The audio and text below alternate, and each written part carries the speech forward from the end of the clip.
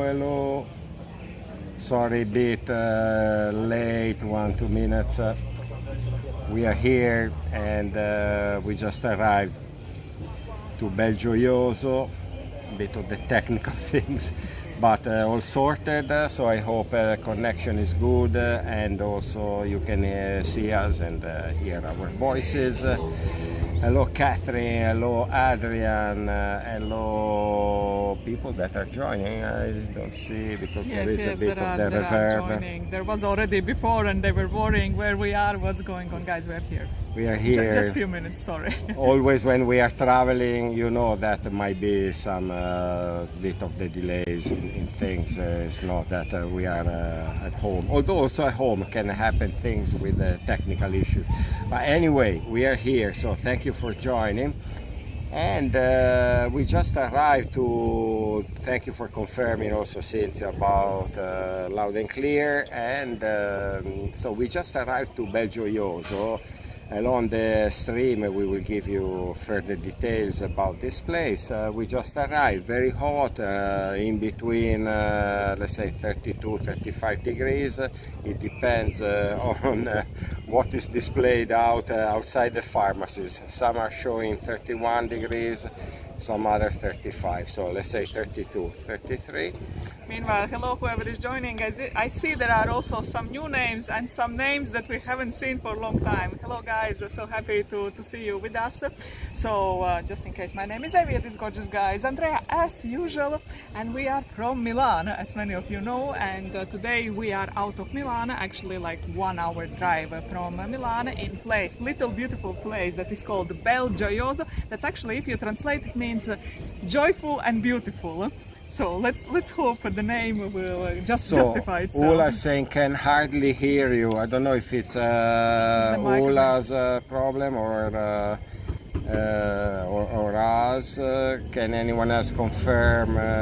Because Cynthia was saying loud and clear, and Ula said that hardly hear. So sound okay there, Catherine. So Ula, maybe please double check with your device. And later I will talk also a bit closer to the phone because we are not using microphones right now. Yes, later Evia's voice will be a bit louder. And okay, just to say that we arrived and the town looks very empty. Why? Because it's also bank holiday here in Italy, and this is not really a touristic place, and all the Italians with this very hot weather, I think most of them went to the seaside, lakes, rivers, mountains, and didn't stay in town. In fact, as I said, they're around, let's say, between 32-35 degrees, very bit humid also, so it's not really the best weather to stay in town, but actually profit and go swimming or by the mountains. And but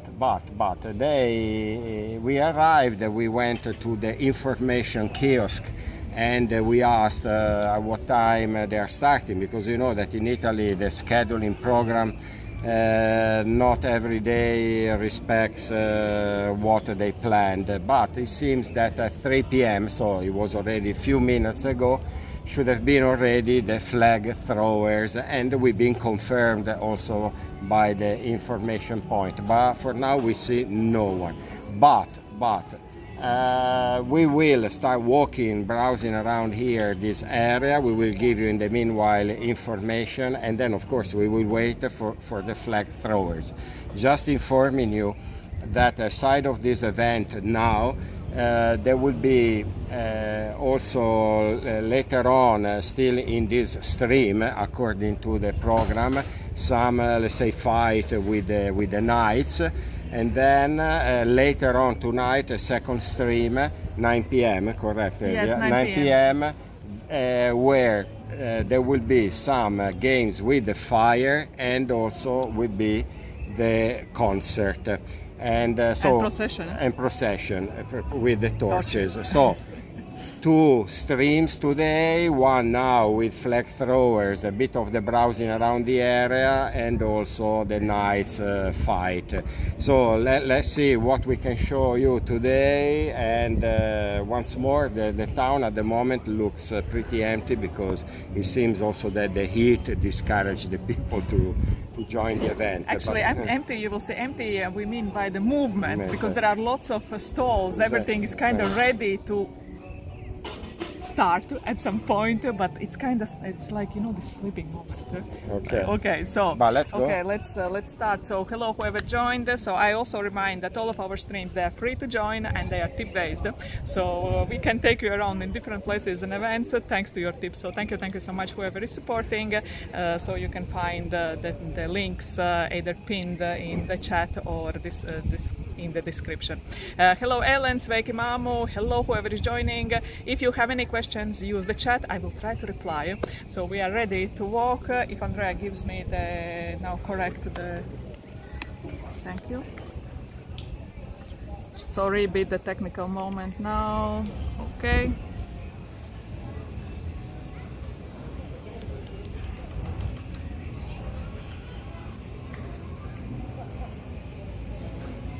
So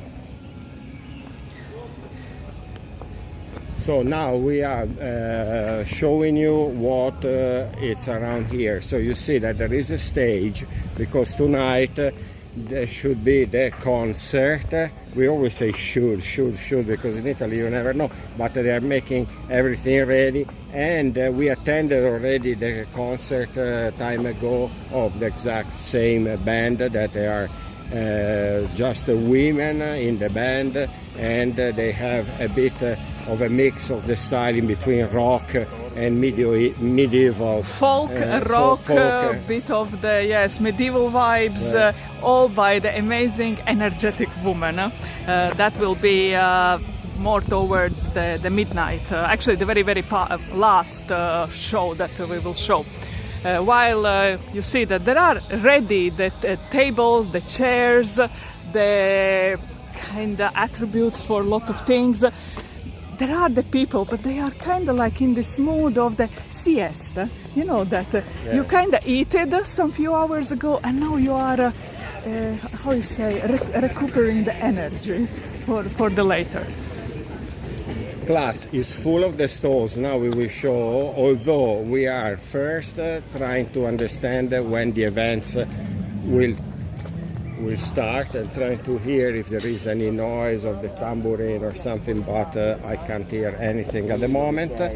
And then there is the castle side that shortly we will, or anyway during this stream we will show it to you. First we want to catch the event that is supposed to be starting there where there is the stage with the flag throwers. And we saw before, when we arrived, the flag throwers that they were kind of rehearsing, and then they disappeared. I don't know where they went. And here all the way down is full of the stalls. Most of them they are also related to handcrafted products. And okay, here we see nothing aside of the stalls and the people coming here with some bit of the costumes. So let's anyway, see. I need to say that it's a very big difference from 20 minutes ago, because 20 minutes ago when we arrived with Andrea, actually there was like zero movement, like really zero movement. Now the people, they are starting to come out. Okay. Yes. So it's starting is happening. By the way, and this might be maybe interesting for the Adrian or for those of you who are taking the postcards, this is the particular event that they actually do also the photo contest. You can upload 3 of your photos that you take during the event, and I think you can do it also with the online photos. Why not? You can try and upload to the site of this event, so the Belgioioso Festival, and the winner will get a €50 Amazon voucher. So I don't know, you can try, maybe take an amazing shot and try. So three photos you can upload to them. Yeah, it's a pity for Adrian that is so far away that he needs to rely on the live stream. On okay. the live stream quality. But I mean, you never know. Maybe you can get the first prize for the photographer from the most far away photographer. Okay, I think there is something going on there. Let's go to check out. And by the way, there is a photo contest, and there is also the contest for the costume. So the people can come here, and also for the best medieval costume, they get the 50 euros voucher. Catherine, but maybe you can also do the design, painting.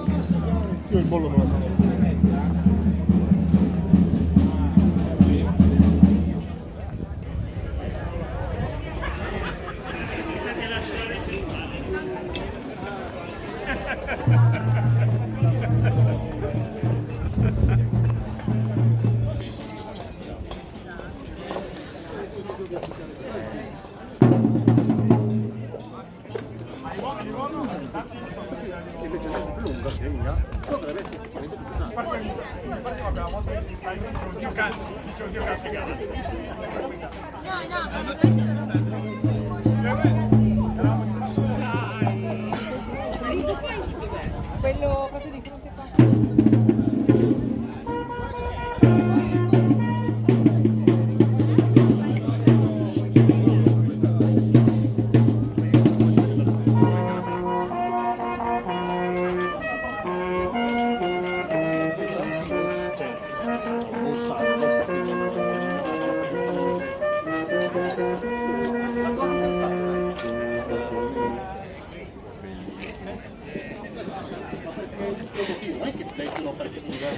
Adrian, to be honest, I have no idea exactly what are the rules. I just saw that there is this contest, and in fact I see that there are also people with the cameras around.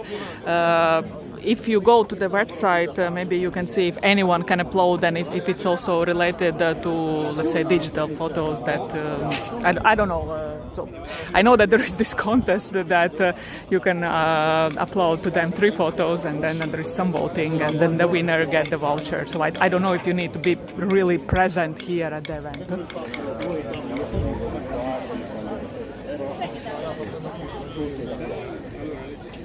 So meanwhile, Andrea asked where will be the starting point, because actually I want to be, I think, in front of them, not behind. So let's see. Yes, so it seems it's okay.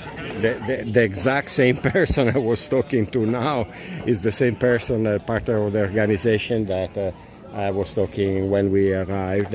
And he said that they changed last minute, so they are starting from here. They are just waiting that the mayor arrives, because the mayor needs to be the person that is welcoming the musicians and the flag throwers. So from here they will walk down the market, and they will do later the show, but they are waiting for the mayor. But the main show will be in the... It seems that everything is starting from here, and the show will be there in the square, but starting from here. That's what he just told me now. Although he said, I'm also waiting for other information. So, okay, while we are waiting, I will try to reply to some of the questions. So we are in the Belgioioso, so it's a kind of little town, and then later I will give also the historical facts of the town itself. And this is the medieval festival of the Belgioioso, and the festival itself is actually pretty new. So this is the 4th edition. Why? Because at some point the organizers, so they wanted to give the more value to the historical part of this area. So in fact, exactly to this era of 14th, 15th century, so Visconti era.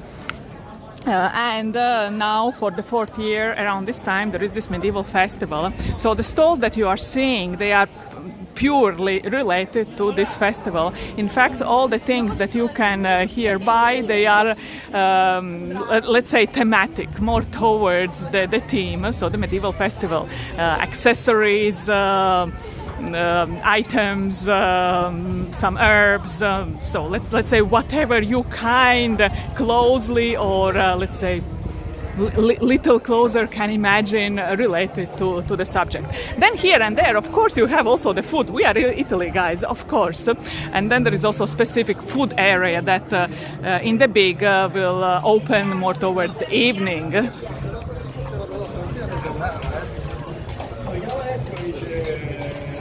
Then the Belgioioso, this town, actually recently, I mean the last decades, is very famous for different events because of the castle. So the castle itself nowadays is functioning as the culture hub, and they do various events. I think that they do also the Harry Potter ones, then the more cultural ones. So many different events, and this one particular we are visiting today is related to the medieval time, or in particular 14th, 15th century.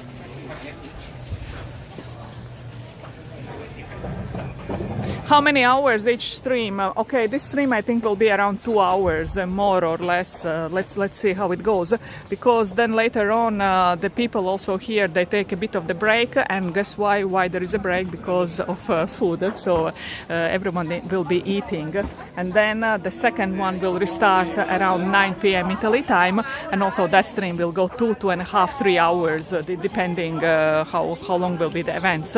So for the second stream there will be the night parade, people in the costumes with the torches. After that there will be the fire show, and after the fire show the concert of this female group. Now in this first part we have the parade of the flag throwers, and after the flag throwers there are some performances, and one of them is the fight of the knights. So in fact there are a lot of people already dressing up, although it's hot, and I saw the guys who are dressing up in these night full attires. They are cooked, they are boiled, because it's more than 30 degrees, and all these guys, they have pretty authentic costumes, that is like wool, the metal, all these things. Yeah, Leather. I think they're coming now some flag bearers, so a bit of a time, you know, in Italy things could be very much delayed. Especially we are talking right now Saturday after the lunchtime, so medieval times of 2026. I think this is very particular, like let's say timing in the day. It's hard, this time is hard. Look at what they are carrying, so all this metal kind of structures here, and they're totally in the sweat of the guys. It's like they just came out from some river. Yeah. So I think it's starting soon. So also you relax,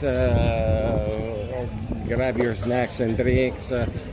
The event is happening, it's just a bit delayed as usual, but nothing new for Italy.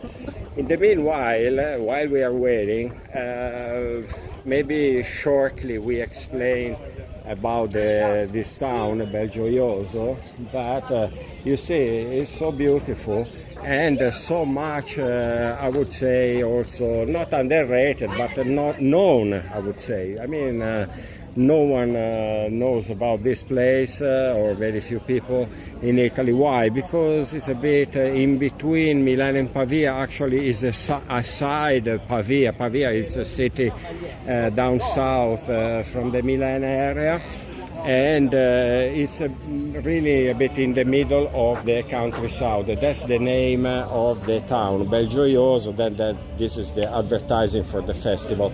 So Belgioioso-medieval. That's, by the way, it's the website. So whoever wanted to check exactly about this photo contest, so it's there. I think they had also in English, but I'm not 100% sure. So this is the info point. Then there will be here at some point during the day also jugglers, but we will try to catch later on. And now we go back to where they're supposed to start. I wanted just to show you, but we are not entering now. We will enter later on. Here there is a castle. So why castle here? Why Belgioioso exists, and so on. So In short, then of course we will give you more details later on. In short, in Milan there was a very, very powerful family that was controlling the whole area of Milan and also surrounding areas of Milan, and even going, much further outside, because Milan at that time, we are talking about medieval times, expanded pretty a lot as properties and lands outside the city. And the main family at that time was named Visconti. I think from our stream you heard this family name, noble family name, related to Milan so many times. And it seems, according to the history, that Visconti, they wanted to control also areas outside, needed to be, with points, strategic points, in order to control more the lands outside, and this was one of those. And then this place also started becoming a residential area, and especially hunting place. Why? Because we are in the countryside, so was great for that time in order also to go to this surrounding countryside and forest, and then of course go hunting. And then with the time this land passed in the hands of other noble families, that we will give you also the details about them. And then nowadays, since the nobility in Italy doesn't exist anymore, there was a bit of the decadence. It became mainly a rural place, a bit residential, of course, because it was already then, after the medieval times, structured a bit like a mini town. And then nowadays they tried to re-evaluate this place, organizing this festival. So it's just more of a recent thing, because again it was really a medieval place here, but then since there was a bit of the decadence throughout the centuries, lately the local people associations decided to give again that prestige and to reevaluate the history of this little town. So that's in short about Belgioioso. Then Adrian, replying to your question, so actually the castle here that we see wasn't exactly built as the military structure like the other castles. So it was built as the hunting estate for the Visconti family. And curiously, in the very beginning, when it was the hunting estate, it actually was very closed area. So the peasants, they couldn't even enter here. So because all the animals, they were protected for the lords of Milan to hunt. So later on, when this castle passed to the different ownerships, there was also the residentials here. Meanwhile, so we are almost ready to start. Meanwhile, I started a line. I have beautiful message on my phone that is overheating.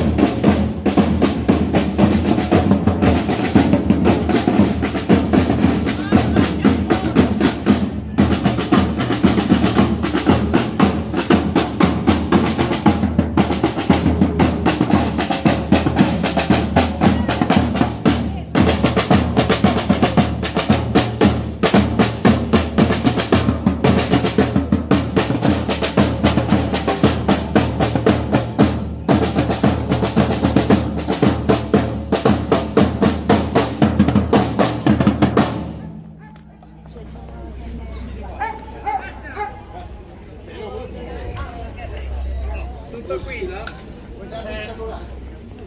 Finito? Vuoi là con la musica? No. Anzi, certamente.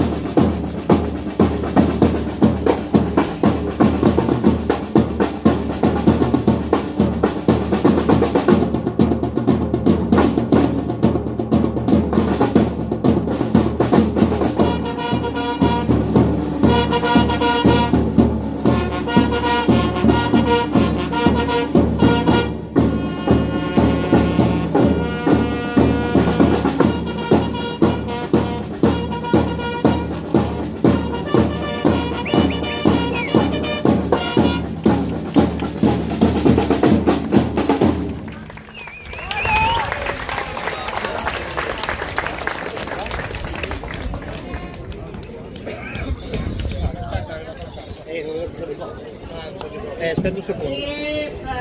Ancora, ancora, ancora, ancora, ancora.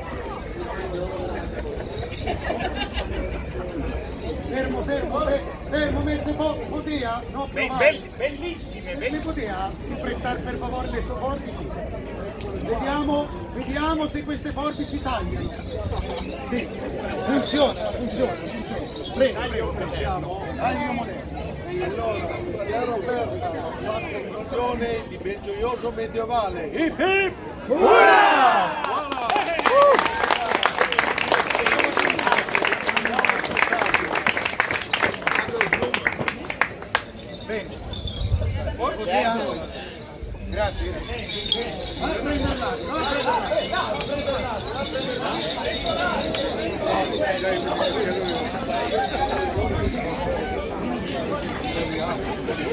So that was opening of the festival, and now the joy starts. Of course, the jewelers.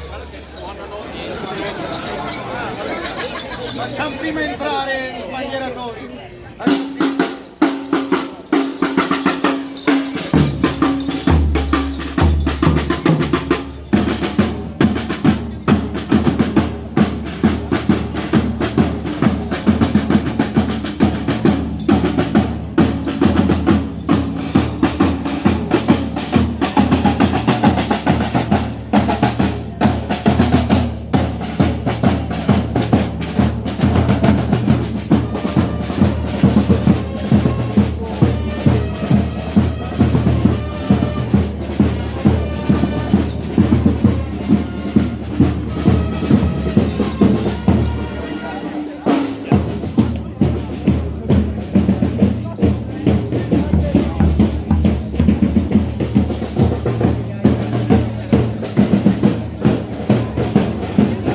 I think yes.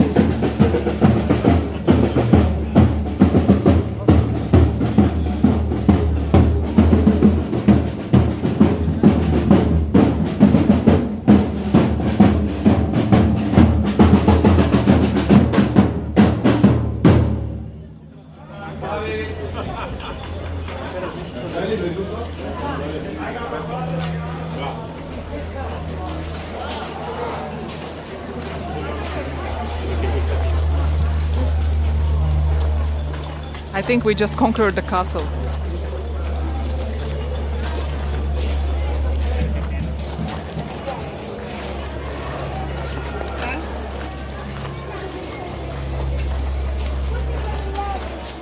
So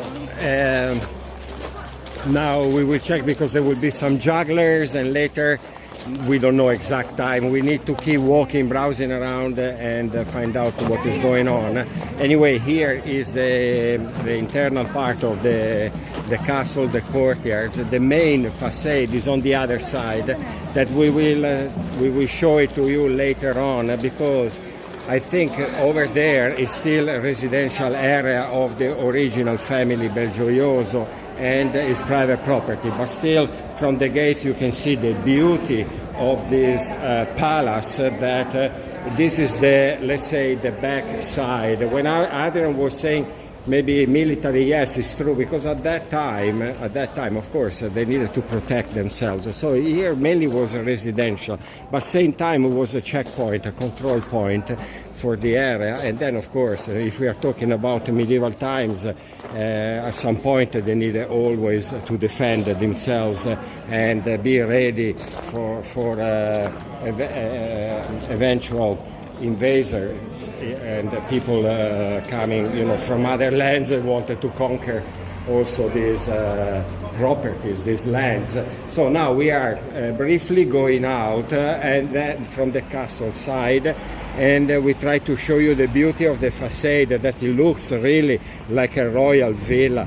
Now we will try to show, although once more the gate is closed, but you can still see it's really you can see that it's a nobility palace, so it's so beautiful. And actually from here you can spot a bit also the gardens that are all private properties, so it's not possible to enter beyond that gate that you see in front. But look now at the front side, how beautiful it is. Then we will go back to the festival. So you see, first here there was a moat, and surely all surrounded by water here. Then nowadays there is just grass. But look at the front side here. Unfortunately, once more, it's not possible to enter, but we will try from the gates to show how beautiful it is. So I don't know if you can check it. I will try now. Only 1 second, guys. Sorry for the shakiness. So sorry, because now we'll try to go through.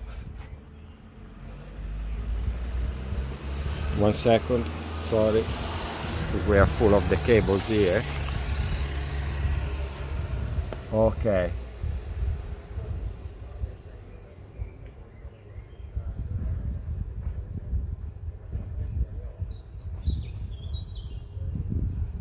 So you see how beautiful it is.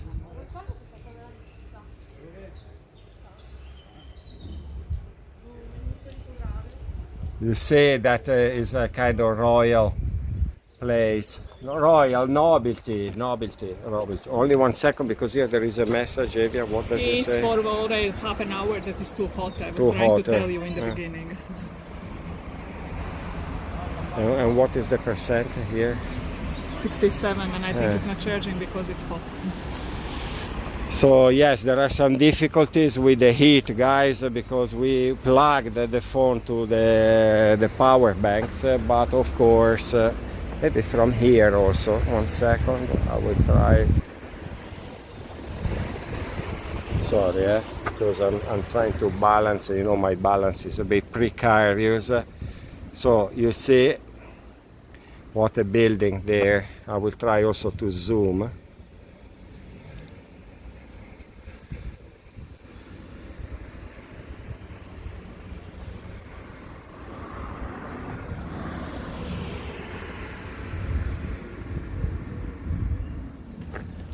So only 1 second, because me and my balance now I'm not in the best place.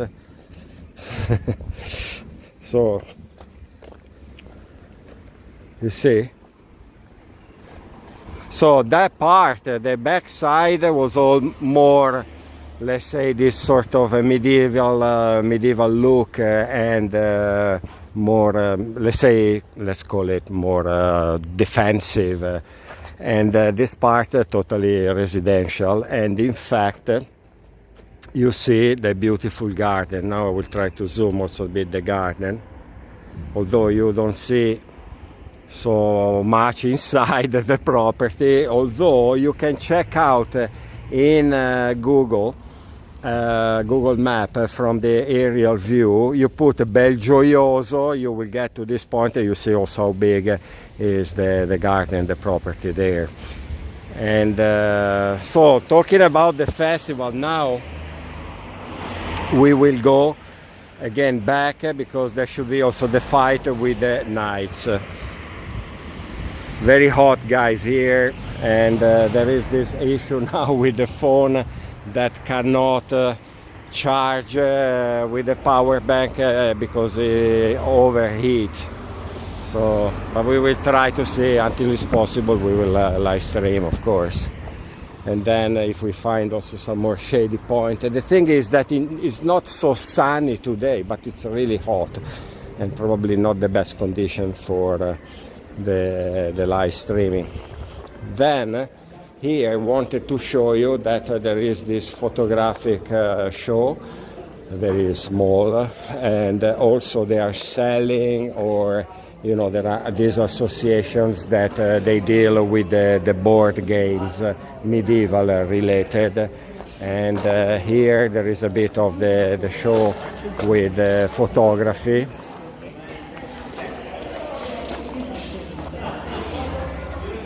Tonight with the second stream there will be these jugglers with the fire, and later now we will try to chase the fights with the knights.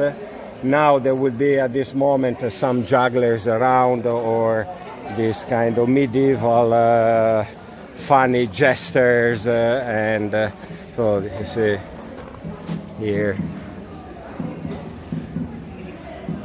So a bit of the photography here, beautiful pictures, and there is a bit of the contest.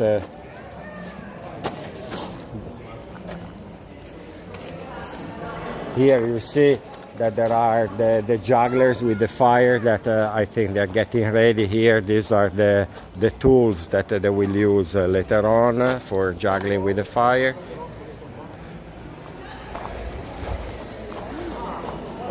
Huh? Oh.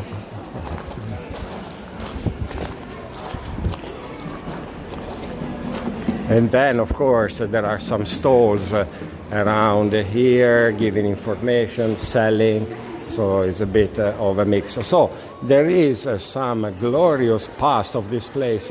As Evia said, let me see here, 1 second, sorry, because maybe some costumes.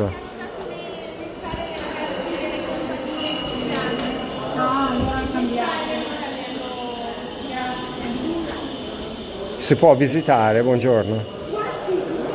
No, ok, grazie. Grazie. So here this part.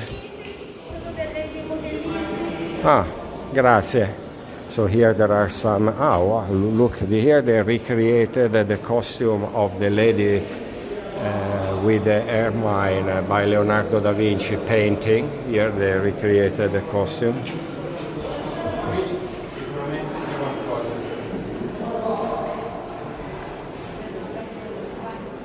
So when you ask also to us, but these costumes are original, they reproduce them, but they take, of course, from all the historical paintings here.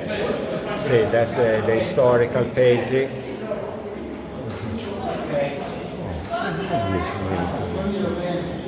Spain.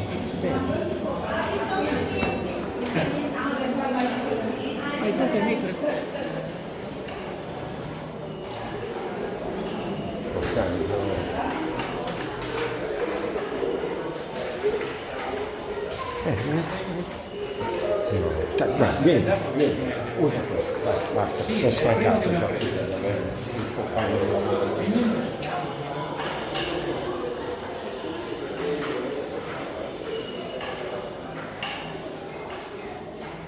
So a lot of interesting details, and here is also, as I said, there is the contest not only for the photography but also for the costumes.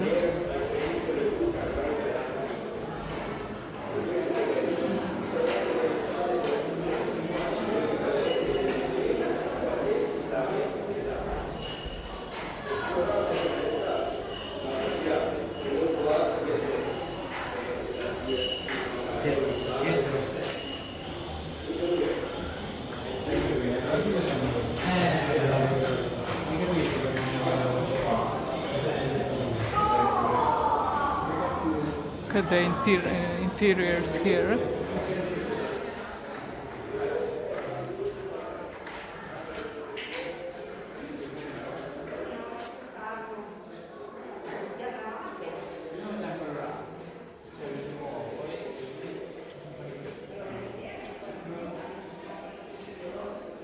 What the frescoes.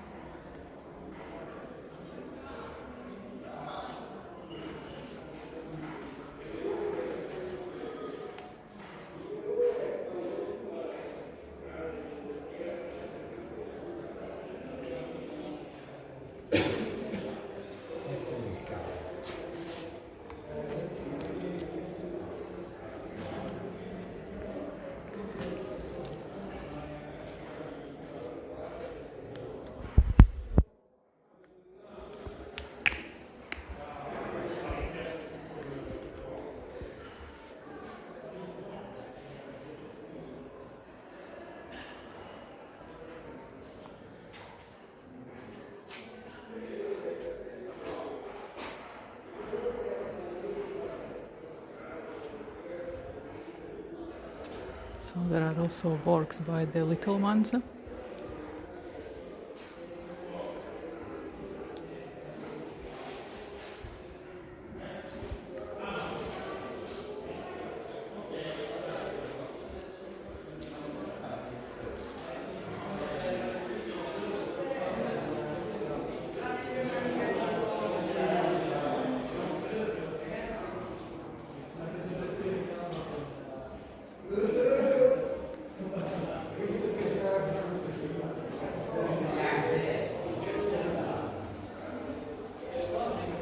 So the people that they're making the little models. Then there are the dungeons down there, but we cannot enter.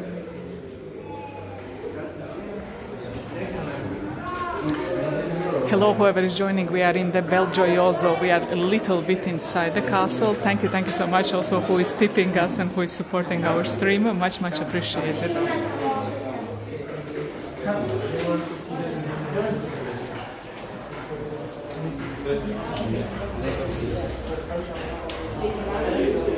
Thank you, Shane, that I look cool. Right now I'm sweating.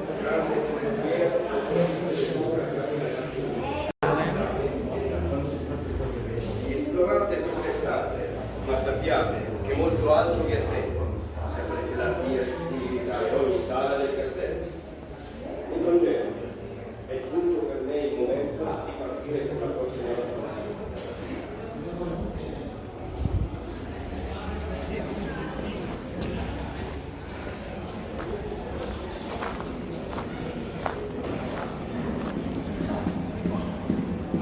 So these are the photos from the previous editions.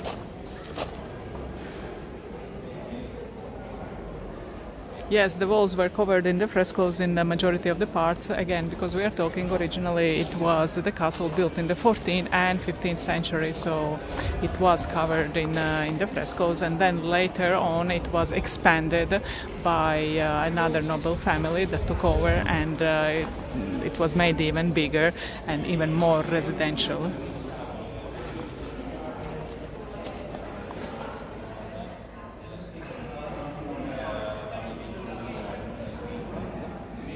So something similar we will see also, I imagine, tonight when there will be the fire show.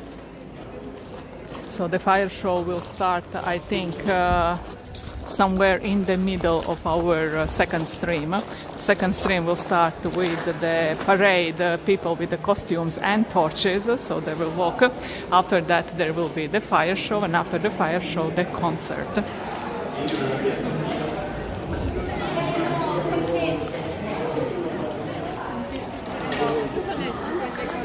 So meanwhile here all around now you can immerse yourself in different activities related to time period that we are talking.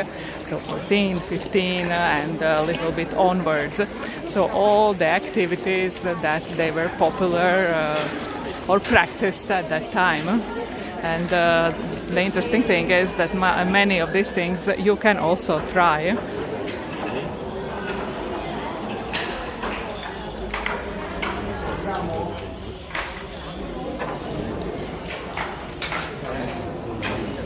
So tintori, that's the word. Tintori means the dyers of the wool. Of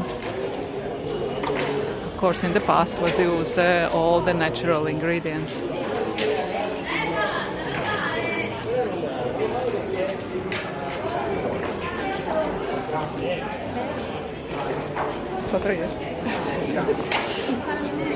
Grazie.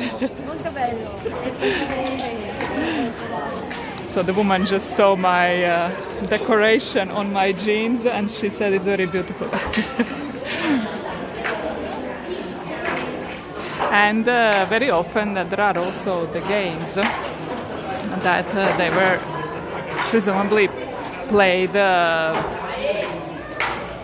very long time ago, and I need to say I love these ones.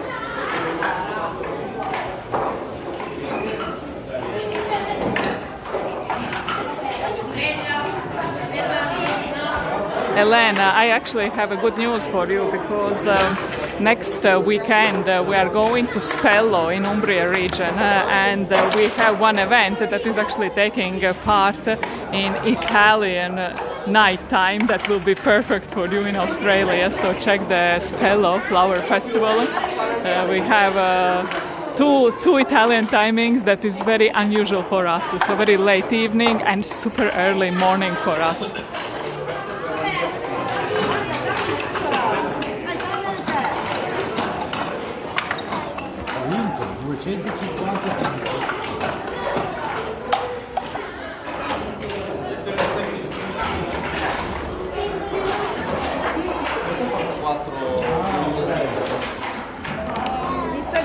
So of course all these games, they all of them, they have their own rules. Tell me if you are interested in any particular, I can try to understand how to play them.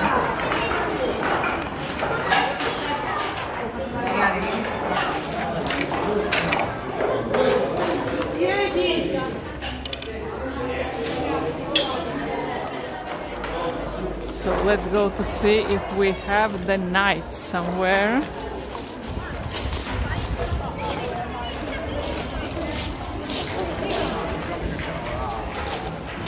Okay, one of the tours that is the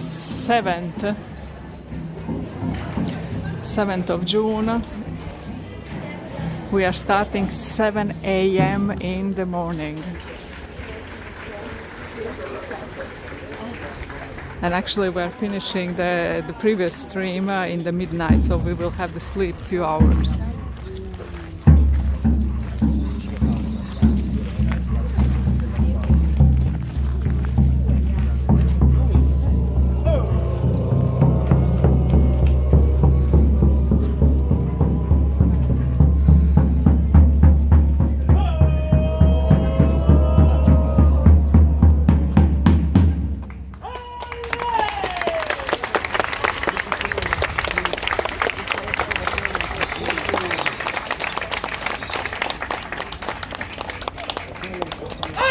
Una lama in gola!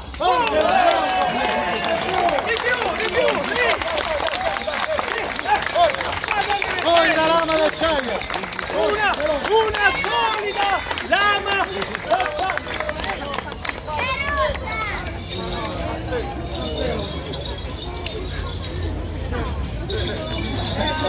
Non c'ero! Ma davvero pensavate che io... Come si dice? Giullare sì, ma scemo? No. Però un pochettino vi siete emozionati, no? Perché nel teatro ricordare sempre bisogna che tutto è finzione. Ma nulla è menzogna. Grazie. E ora, troppo gentili, ma ora, prima di terminare questo grandioso spettacolo, vorremmo portarvi un numero esotico. Questo numero arriva. Lascia perdere. Questo numero arriva niente poco di meno che dall'India.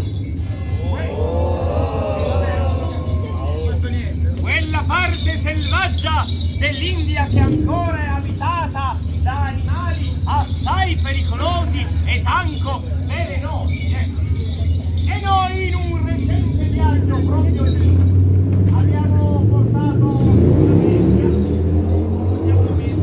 Dov'è questa la bestia? È questa la bestia, è assai più pericolosa. Signora, facciamo cambio d'asino, lei mi dà il suo, io do il mio? No, lascialo lì. Allora abbiamo portato una bestia pericolosa che sta al sicuro dentro l'asinello. È un po' brutto da vedere, però. Non è questo? Non è questo. Questo l'ha digerito. Quante cose che ci stanno. Facciamo anche i veterinari, volendo. Se volete. Cerchiamo di tenere però la serietà che... Ecco. Ecco, ok. Quella manca. Ecco, ok, eccolo qua, ce l'abbiamo. Fermi tutti, fermi.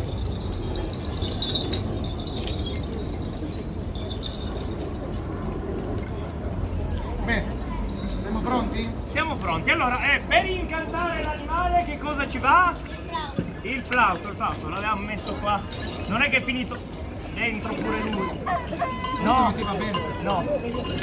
Ce l'abbiamo. Ce l'abbiamo. Eccolo qua. Provato. Il flauto! Magico. Bene, ora vedrete l'animale obbedire ai nostri ordini sotto il comando della musica. Suonami qualcosa per incantare. Allora, senti, facendo così l'animale prende e si butta giù dal balcone. Fammelo in la minore, in la minore. In la minore.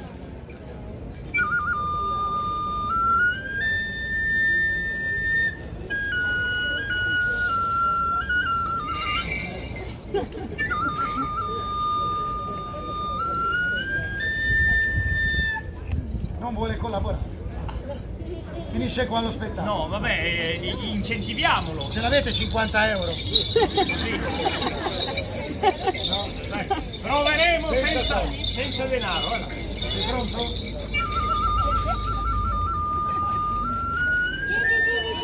Buona, buona. Buona, buona, buona, buona. Sta buona, sta buona. Buona, buona, buona, buona. Via, dai, Moreno, buona, buona.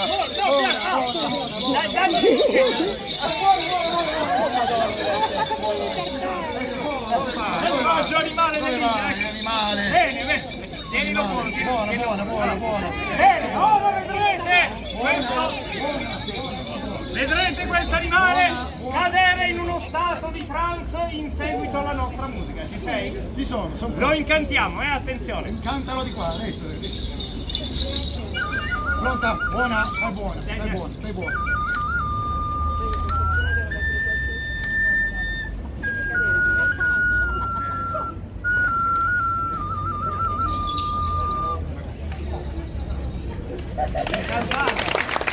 So in the very beginning he was making the joke that the horse is from India, so that's the country. Buona? Incantati.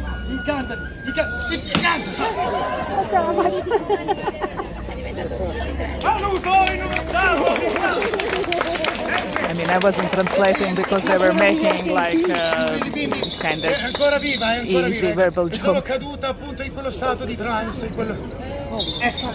E ora, attenzione, ora la parte era facile. Con un semplice schiocco delle dita, la bestia tornerà in vita. Siamo pronti al 3? E 1, e 2, Make it e live. 3. E 3. Oh.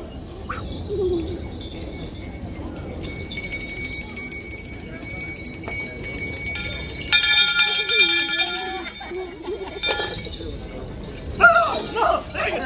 Ferma,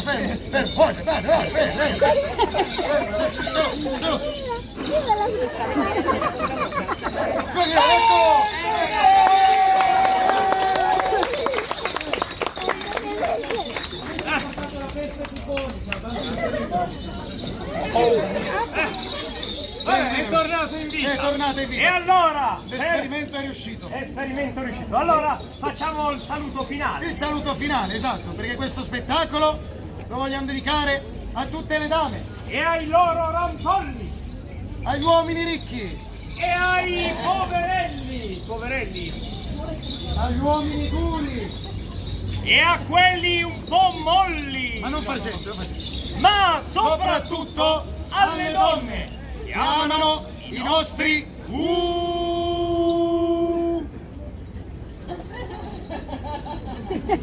umorismi un po' modelli. Vi salutano i re dei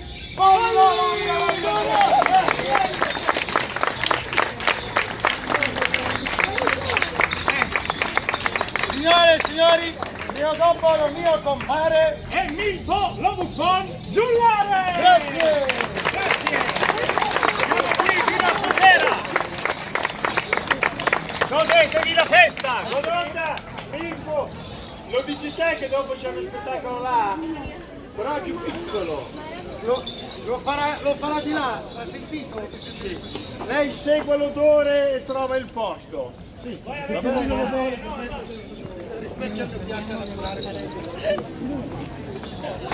So okay, they were talking in Italian, was hard to translate, but they were making just funny jokes to make people laugh.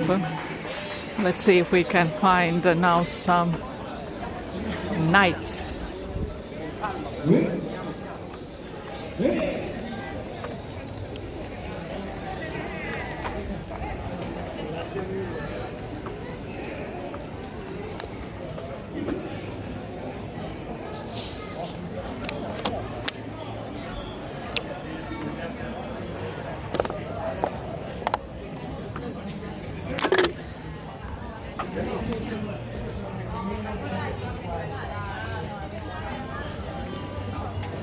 So now we are going towards the area where there are more knights. Let's see if there is some performance.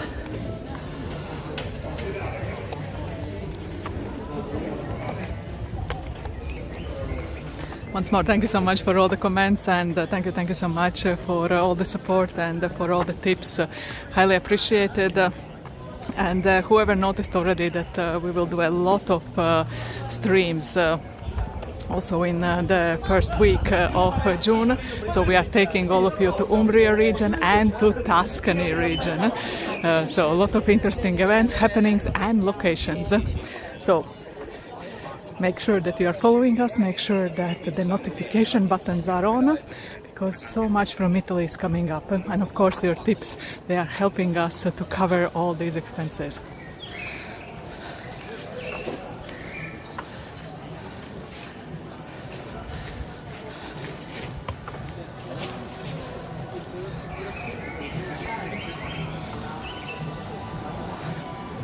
So the local food is getting ready.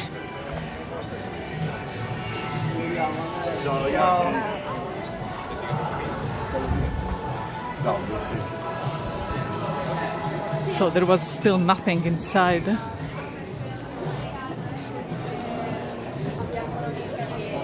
Good night, Ellen. No worries. We will leave for a while this stream, and also I think the next one. Although there will be more music, for some time we will leave. So I think the night tournament will take place here. So they are getting ready.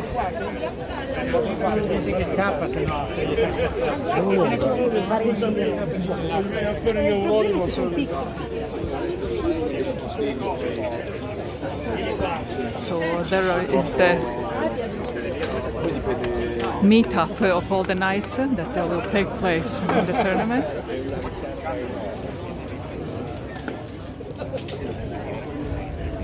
All the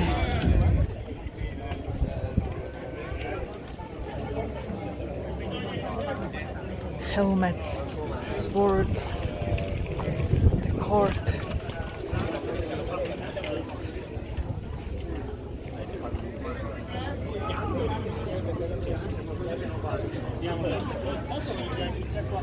So here, exactly in this place, will be the night tournament. That's serious. And we got a bit of the shade also.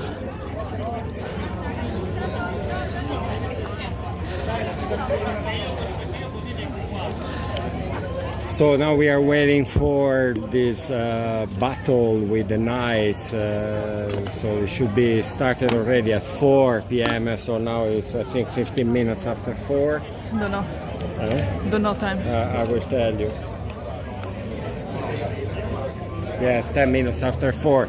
So they should start now. We took already, hopefully, a good spot.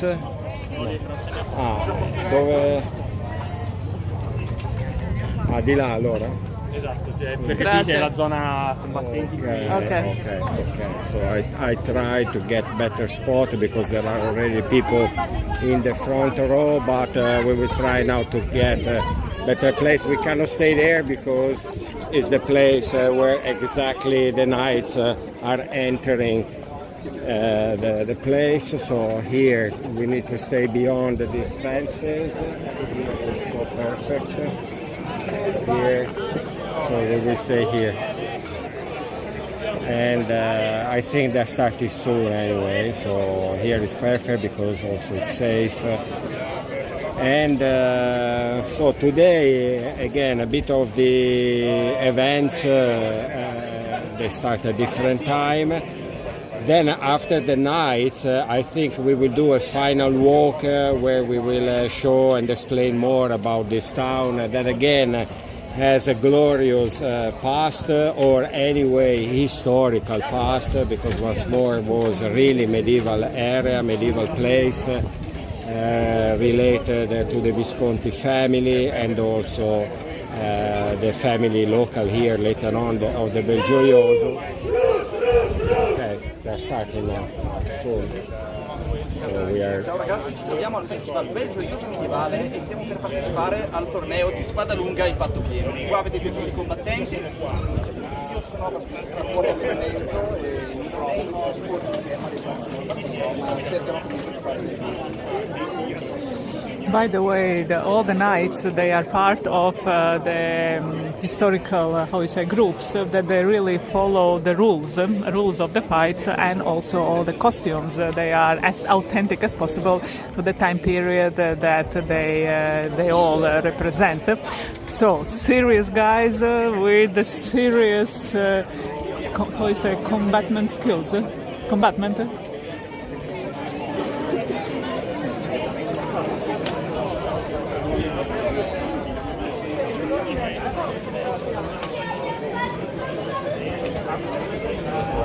So once more, this place didn't go on with the festival for centuries because, as we said, there was a decadence of the area.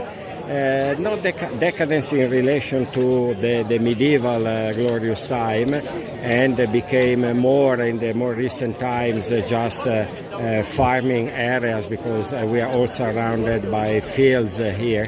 And later on, probably this town wasn't so much lively in relation to events and other facts that are related to entertainment. And recently they decided to go back to the past, and they started organizing also here the medieval festival that is only 4 years old. But once more, this was lands of the Visconti family. Later on, a family Belgioioso that originally came from the nearby Emilia-Romagna region that is more south. Then the noble family of here, they were at the service of Visconti. Visconti had for sure a ducato, so kind of big properties, lands all around Milan, outside Milan, and this family was at the service of Visconti. Visconti, in order to give some sort of recognition to them, and probably instead of paying with money, gave lands and gave them these lands. And later on, this family also got bigger, and there is also a cultural branch of this family that also developed so much within Milan. And in fact, in Milan there is a square that is nearby the Duomo, and the palace, that is beautiful palace, that in the past also this palace hosted important aristocrat family, noble families from all over Europe when they were visiting Milan. And the square and the palace, in fact, carry the name Belgioioso, although they belong to the same roots, Belgioioso family, but the one in Milan was, let's say, a separate branch, and more into the cultural development of the city. So, pretty interesting history about Belgioioso, although nowadays I would say that still even the local people in Milan don't know so much of this area, myself included, because it's a bit aside of the main routes, the main roads leading south. It's not directly on the main road to Pavia. Pavia is a bit of the southern part of Milan. We've been already there live streaming. It's a beautiful city that also has a bit of the resemblances with Florence. By the way, Florence we are also going in June, so the 11th of June.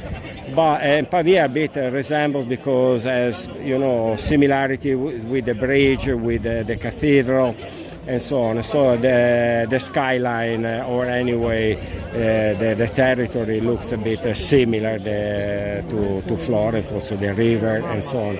But anyway, we are kind of 15 minutes, 20 minutes away from Pavia now, and this is really a bit in the countryside, although in the past there were also passing from here some roads that were leading to the southern part of Italy. I mean, central part, but southern side of Milan. and was also this part pretty important for the passage of goods and controlling the territory, because where we are now is full of the flat lands, and very important also for agriculture, and at that time, if we are talking about medieval times, also for the hunting. So this is why the Visconti at the beginning, they also use these properties and lands for hunting. So now I think they're starting, hopefully soon. Everyone is waiting for them. At least we got the first row, so hopefully we will enjoy a bit of these fights. Then I saw your questions in the very beginning about the cheese in America that has the Belgioioso name. We will tell you about this story after the night's fight, so we will have a bit more time and hopefully more tranquility. So stay with us, especially our American friends, that they think that you have seen this name Belgioioso on your supermarket shelves, and that's true. Most likely maybe you have at least something in the fridge right now also with the name Belgioioso, so later we will show why. Maybe until we wait, then if they start we stop and we continue the story later on. So Andrea, why Americans have Belgioioso in their fridges? Yes, it seems actually that this name Belgioioso is very well known for people that they love cheeses in the States. And actually the story of Belgioioso cheese starts from Wisconsin. And okay, maybe they are testing the microphones. So wait a second, because we will tell you later on. No, okay, still there is a bit of a time. And so everything actually starts from the south of Italy and from nearby, let's say, Naples, okay? The original family was from there, not from here. Okay, I think we are hearing the voice. We don't want also to disturb I think, okay, maybe some more minutes. So the family there in nearby Naples, they were already into cheese production. And actually in Italy there is a kind of cheese produced by them that is called caciocavallo. Although caciocavallo, it's a cheese that is from all over the south of Italy. But this family, they had the idea to produce it more in larger scale. They get to a point that their cheese was so famous, and also the brand, original brand, that was called Auricchio, and is still nowadays this brand, Auricchio. And they needed to produce so largely that they needed a lot of the milk, and they couldn't find all that milk in the south of Italy. So they decided to come up here, part of the family, and start producing the cheese also with the milk from this area. Why? Because here is also surrounded by fields. Okay, later we explain. Part two of the cheese is coming after the night. Di Belgioioso, che quest'anno abbiamo dedicato a un personaggio, anzi a una famiglia illustre che voi di Belgioioso dovreste conoscere, ovvero i Barbiano, i da Barbiano o i Barbiano da Belgioioso, famiglia che parte dalla Romagna e poi ottiene, nell'ultimo suo esponente medievale, poi andiamo avanti ancora per ancora dei secoli, all'inizio del 1400, 1430 più o meno, se non ricordo male, la mia memoria da storica ogni tanto si perde, ottiene da Filippo Maria Visconti questo castello e l'ultimo degli esponenti, diciamo, medievali di Barbiano. Poi ve ne racconterò, ma siccome siamo già in ritardo, ve lo racconterò dopo. Il torneo a impatto pieno di Belgioioso, simile e con il regolamento del torneo che organizzo io stesso con la compagnia Gens Innominabilis, che è qua con me, la mia compagnia, che insieme alla compagnia dei Guado organizza questo torneo, vi dà il benvenuto e vi presento piano piano tutti i ragazzi, piano piano perché stanno all'ombra, a loro piace stare là sotto.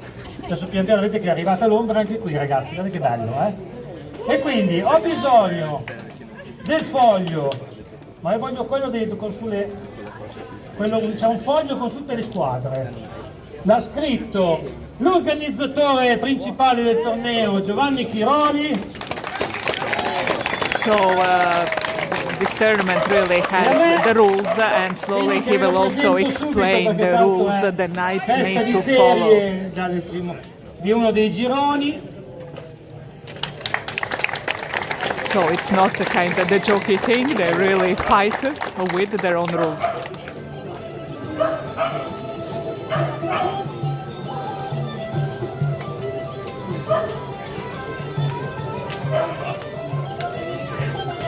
I think we can learn now one Italian word that all the knights are repeating constantly, ombra. Ombra means shade, shade, shade.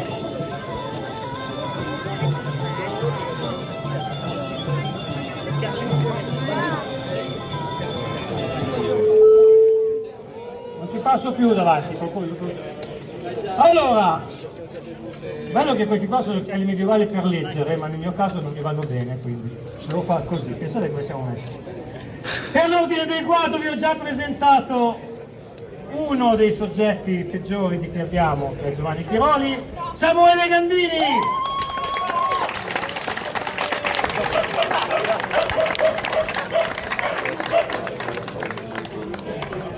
E iscritto col guado, ma con i colori dei Santi e Fanti di Milano, Dario Carazzina. This one is from Milan. Il gruppo più nutrito quest'oggi è il gruppo Taurus Medieval Fight Club, che è anche il gruppo che ci ha prestato questa lizza, che ringraziamo, con il loro capitano Fabio Zangrandi, che è anche, non vogliono venire in mezzo, la fanno da lì, che è anche campione italiano in carica. So this one is Italian champion with the long sword. Long sword Italian champion. Ma quarto in italiano, questa categoria non è poco. So Italian champion in the long sword.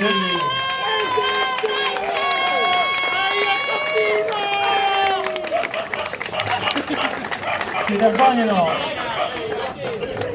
Stefano Graziosi. Senza lui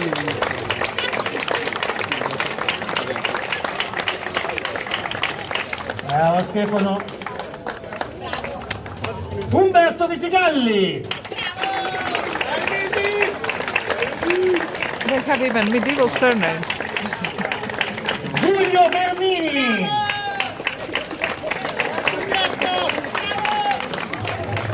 Fanno parte di Taurus Medieval Fight Club, che è poi una compagnia nata nel torinese, poi ha avuto la sede a Milano, ora anche a Piacenza, e si allena quindi loro si allenano anche con noi di jazz. Ed è uno dei gruppi più antichi, diciamo, della HMB italiana. Poi vi spiego cosa è HMB. Per Gens Innominabilis, ovvero la mia compagnia, il Giglio, Alberto Figlios. So if I understood correct, we have one of the best Italian fighters of this type here right now. Correct, one of the best Italian fighters right now we have here. I mean, in general. Da Piacenza.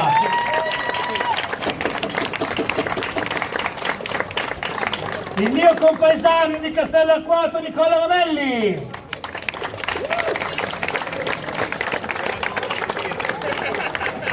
So these guys are from several different groups and associations related to these games that it seems is like a sport nowadays, and some of them, one is the Italian champion, then there is also a woman here. Wow, there is also a woman fighter, and she has red hair. And if I understood correct, her name is È arrivata Sara. quarta ai mondiali di spada lunga. Fourth. She arrived fourth at the World Championship in 2019. She arrived fourth in the World Quindi Championship. campionessa italiana e perché per poter fare i mondiali devi fare So she's Italian champion, but also she arrived fourth in the World Championship. Eugenio Lucarelli, qualcuno se lo So they ricorda, should be very è good, campione actually. in carica di Belgioioso. È il collega di This is the guy that won last year here in Belgioioso. So it seems they're all good, actually. Pro fighters. Pro fighters, Andrea now. Per Italian Masters, Amedeo Klamer, finalista 2025. So this is one of the finalists from dal Milano. Salento, dalla Polonia, da dove Poland. cavolo nei voglia, tornano a italiani. So he came from different countries, I don't know, different routes. Poland included. Per il team San Giorgio, da Genova, Riccardo Schedoni, o perlomeno il team è di Genova. Io non mi ricordo se sei genese. Per me è modenese.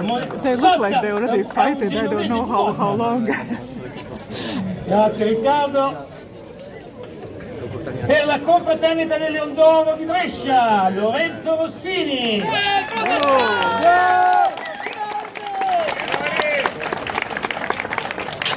Che credo che sia l'unico che combatte oggi in piastra, giusto? Tutti in brigantina e lui in piastra, bravo, sempre bella la piastra.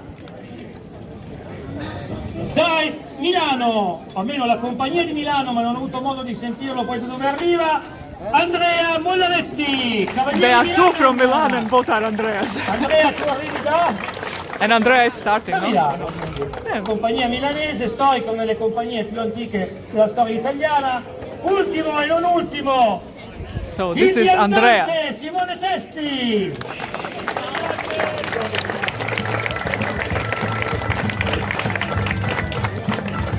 Andrea, by the way, black and Allora io white. ne ho 19, non so chi era il 20esimo, perché io me ne ho segnati 19, quindi di sicuro tu eri il 20esimo, ti eri lasciato fuori te. E allora ripresentiamo colui che vuole tutto questo, Giovanni Chironi, ovvero il suo vero nome è Chiron per me, ma il suo vero nome è il benessere! I think it's some local celebrity. Sia con noi. E partiamo a combattere. Basta chiacchiere. So let's stop Cominciamo piccati, talking, let's start to fight. Giovanni, sei il primo. Chiroli contro Graziosi. Si preparino Visigalli e Giglio. Allora signori, 1 minuto e mezzo qua dentro faranno ognuno, continuato. Prendono botte, chi ne prende meno vince, nel senso che si contano i punti fatti, cioè i colpi eseguiti correttamente, portati. Essendo un torneo ad impatto pieno, non valgono le strisciate, le punce, non valgono i colpi che non sono intenzionali. Quindi solo i colpi intenzionali portati correttamente, è per questo che abbiamo una serie di arbitri, capitanati da un vecchio picchiatore, ha smesso di picchiare gente, lui è Stefan Cudine da Piacenza. So it goes like this. They have 1 minute and a half, the two knights that they're fighting one versus the other. They need to combat without stop for 1 minute and a half. Is winning the guy that gets less hits, that they could be hits very, let's say, dangerous or killing or really harming the other knight. So the hits to the head, the arms and other vital parts or important parts of the body. There is non-stop. And there are also referees because they need to count all the main hits. The ones that get less injured, let's say, by the other knight wins 1 minute and a half each fight. Un contendente uno guarda i punti da una parte e uno dall'altra, perché così l'angolo cieco lo vede l'altro. Poi alla fine si spiegheranno e daranno il risultato. Signori, cronometro, clessidra elettronica pronta, inizia il quarto torneo di Belgioioso dedicato a Libarbiano. A voi!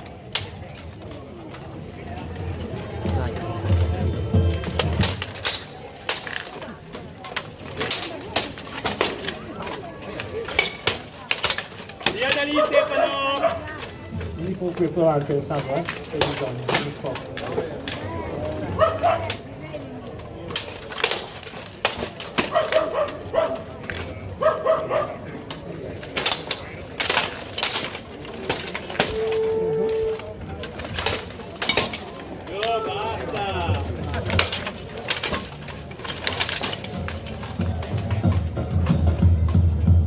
Diciamo che la lizza particolarmente piccola quest'anno gli aiuta a restare vicini, no? È dura fuggire dall'avversario. Intanto comunque è impossibile andare all'angolo perché non esistono angoli stretti con questa lizza, perché è ottagonale la lizza storica. Quindi li costringe comunque a combattere.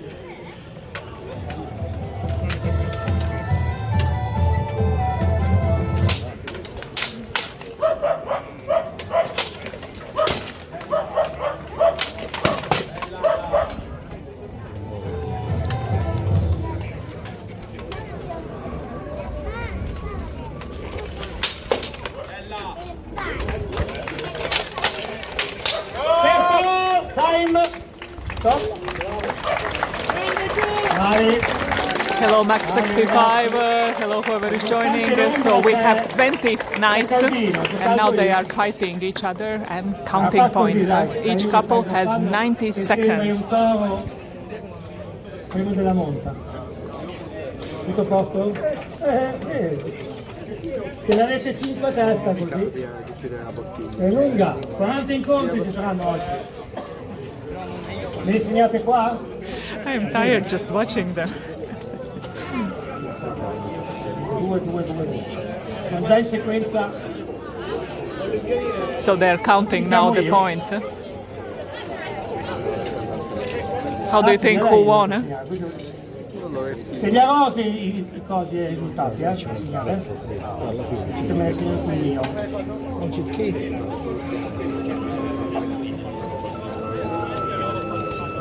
I capelli in mano, sei già capito?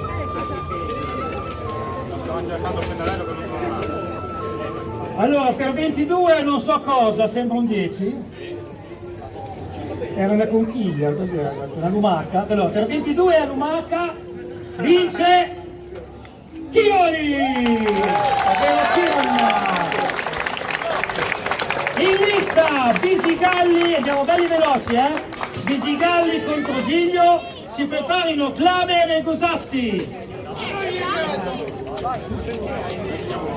Abbiamo necessità di andare belli veloci, quindi chiacchiererò poco prima, chiacchiererò di più in mezzo. Ah, chi c'è là che vedo? A voi! Saluto l'amico Giorgio, che naturalmente è amico quando viene a combattere, quando sta nel pubblico mi fa incazzare, viene a combattere!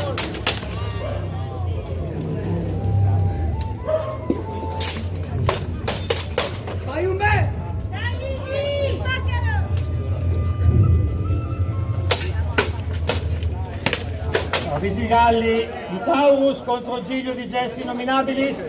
Giglio lo riconoscete appunto dalla tabarda di Migini. Per chi non sapesse, la tabarda è quella copertura di stoffa che vedete sull'armatura, serve per vari motivi, qui principalmente per noi ancora meglio serve per riconoscere i ragazzi, le squadre, i team.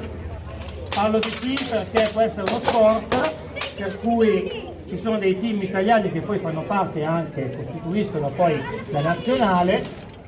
Nei team italiani attualmente non ci sono solo italiani, ma ci sono anche ragazzi che mettono, stranieri che mettono poi nelle loro nazionali quando ci sono i mondiali.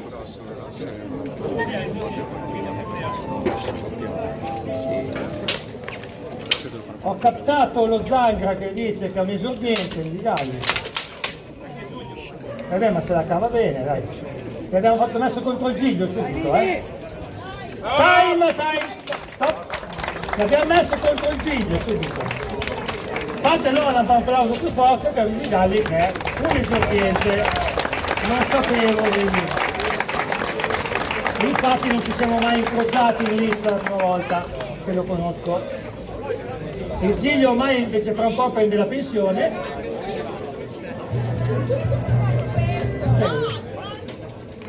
Nuovo. È strano perché non ha segni, non prendi i botti in faccia. E per quello mi sono dimenticato di chiedere. Diamo il risultato e poi ve lo segnate qua.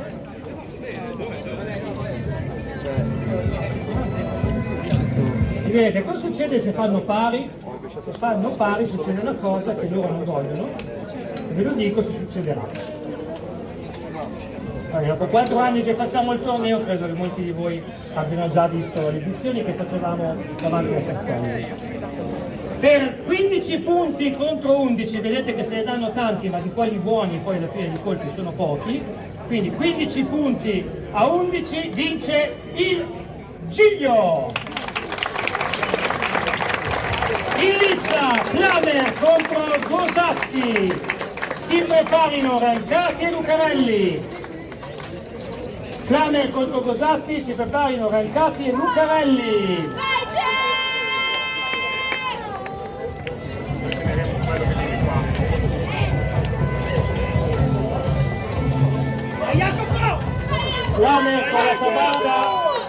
Klamer con la tabarda di Italian Bastard. Gosatti con la tabarda di Taurus. A voi! Subito così.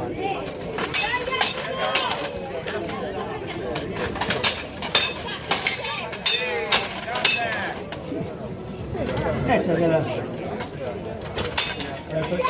Il primo me lo gioco subito così. Adesso vado giù di brutto.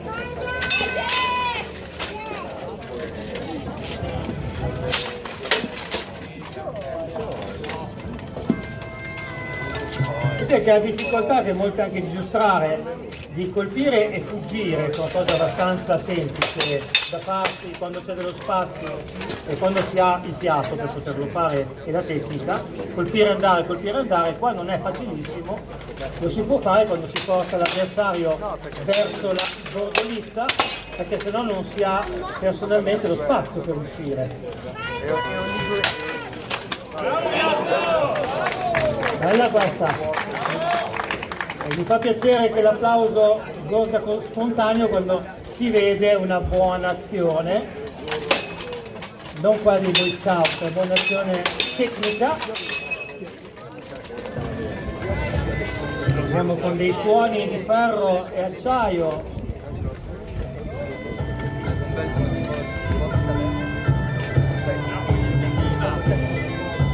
C'è più? Già? Già. Stop! Time! Stop!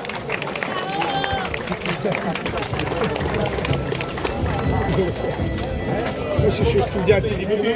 Avete spinto il primo minuto e poi vi siete guardati 30 secondi. Ma ci sta, perché fanno solito gli incontri così, quindi.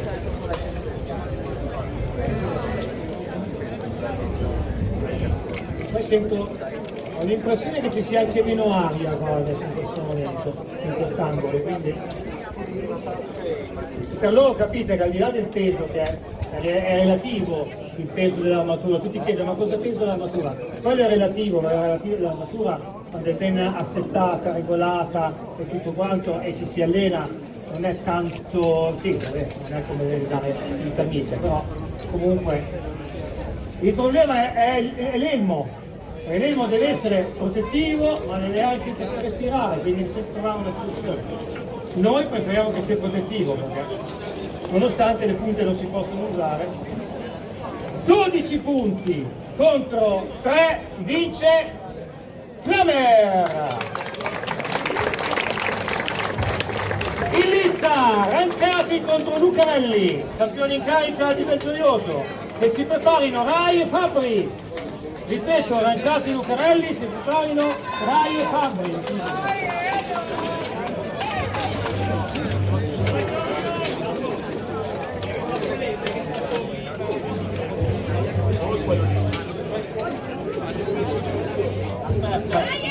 Aspetta. Siete lì a favore di pubblico perché così anch'io riesco a scappare via l'offerta. Le posizioni sono 1 e 2, non 1 e 2. Allora, lo dico per tutti, ma non è per me, a me non cambia niente, è per gli arbitri. Uno di qua, uno di là. Teniamo col pubblico di là. Abbiamo questa posizione più che altro perché serve agli arbitri per capire chi hanno. Ok? Appoggiate la lama. Pronti? Ci siamo? La mamma soffre? A voi! Vai Giorgenio! C'è la mamma dietro in lizza. Edo l'abbiamo messo contro il campione in carica, vedi un po' tu?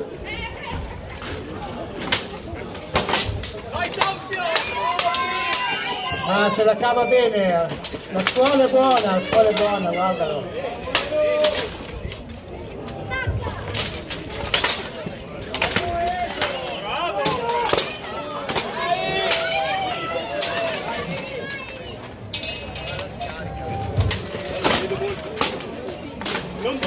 Edo sta imparando bene, ma davanti è chiaramente uno dei ragazzi più preparati del circuito della spada lunga, non per niente appunto vincitore l'anno scorso qui a Belgioioso, ma grandi piazzamenti, vittorie anche in altri tornei. Via Edo da lì, tira Edo! Porta avanti, Lucarelli porta avanti la scherma toscana che naturalmente è di grande livello come lo è stata negli anni passati, lo è tuttora, anche a livello di scherma olimpica. Via Edo, tira a destra!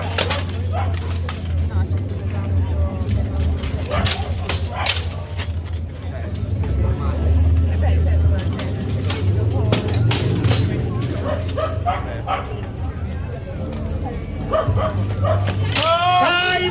Tempo!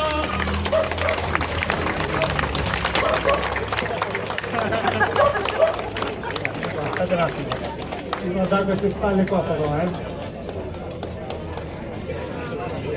Chi è che guardatevi la spalla qua che non mi piace, la mettono forte,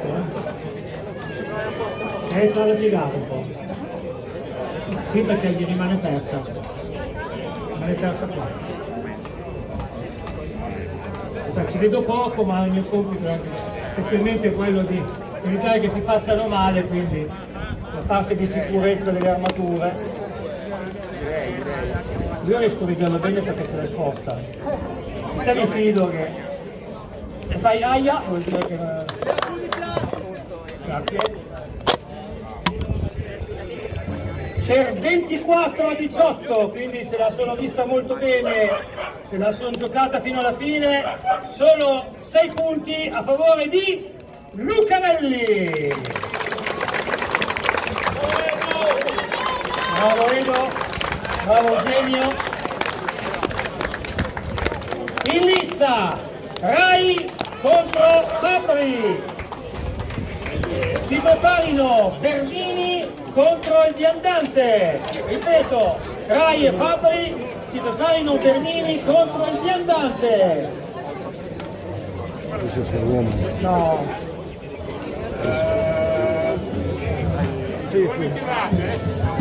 Metto io qua così. So now the woman is fighting.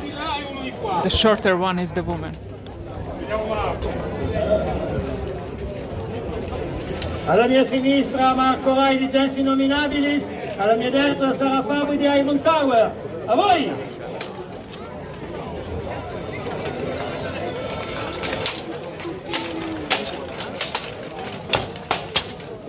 Sara naturalmente gareggia nei campionati italiani e europei mondiali con le ragazze, ma qui naturalmente avendo fatto un unico tipo di girone non c'è nessun problema a mettere ragazze contro ragazzi. È tosta, precisa, quindi chiaro che il problema che devi combattere contro Marco Rai è che lui è anche alto, quindi.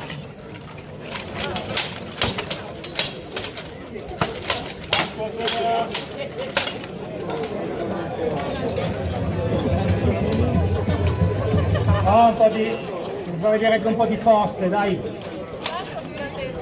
un po' di studio.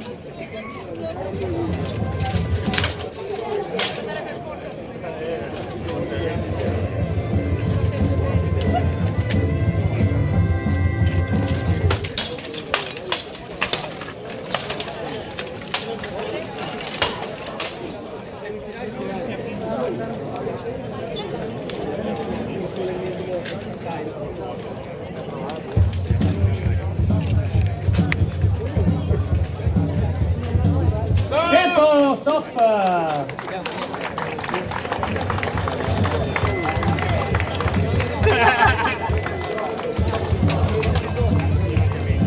Vediamo i risultati perché questi due sarà un po' che non posso dire qual è il tuo nome di battaglia che sono io, Cavaliere dell'Aquila,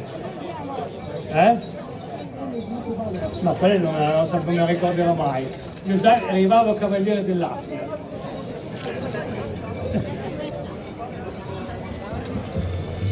Eccolo qua. Bene, abbiamo i risultati. È 10 a 10. Si va 10 a 10. 19 a 10. Vince, almeno penso che sia un 9. 19 vince Rai. Non è che così, è io che ci vedo malissimo. No, ma tu scrivi male, io leggo peggio, quindi figurati che stiamo messo. Il Lizza, Bernini contro il Viandante. Il Viandante lo è, che credo che abbia esordito proprio qua per il Gioioso un paio di anni fa, no? È rimasto, guardate, il Viandante è rimasto esattamente come 2 anni fa, non si è neanche lavato, è ancora così come allora, dai. Gli danno direttamente sul VD40 così lo vengono originali. Bernini, Taus, i prossimi saranno Zangra, Di e Maraccini. A voi!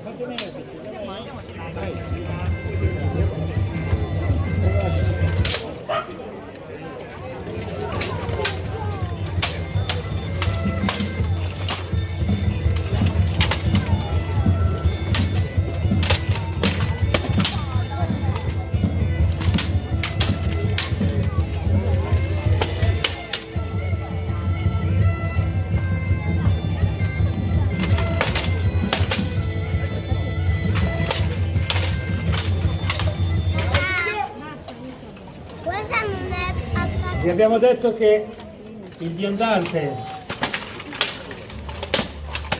era all'esordio un paio di anni fa, ma in Lizza abbiamo Bernini che invece è all'esordio oggi, quindi facciamo un applauso anche a Bernini. Dai Giulio! Questo, e comunque complimenti perché metterlo in torneo già con dei bei nomi come oggi, si fanno le ossa subito. Tra l'altro Bernini ha un elmo che riconosco, ha un elmo lituano, non ne sono tanti elmi lituani in giro che hanno quell'elmo lì.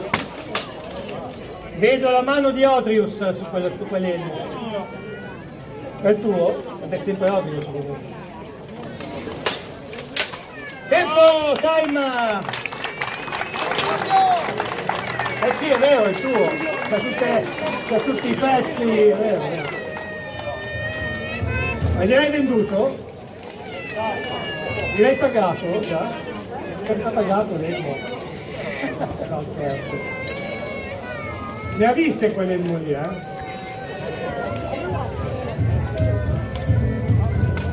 Tanto così vi colgo l'occasione per ricordarvi, tanto non si arrabbiano del Gioioso perché non andiamo in concomitanza, Quest'anno 12-13 settembre, secondo weekend di settembre, vi aspetto tutti a Castell'Arquato per i vivi il Medioevo, dove naturalmente presenterò, organizzerò ancora una volta, saremo alla 18ª edizione, mi sembra, del torneo internazionale, dove abbiamo regate da Francia, da Lituania e non sappiamo ancora che da altri posti dove arrivare. Quindi a Castell'Arquato il prossimo secondo weekend di settembre. Qui abbiamo un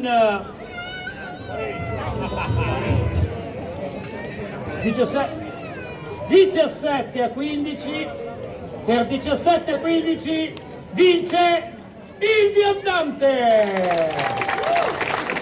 Testi! In lista Zangrandi contro Maraccini. Ecco qui Zangrandi alla mia destra, Andrea Maraccini, Diamond Tower, quindi Zangrandi per Taurus, Andrea Maraccini per Iron Tower. Ragazzi, fateci soffrire, fateci sognare, a voi! Sapete voi, si preparino Ramelli e Gandini, ripeto, si preparino Ramelli e Gandini.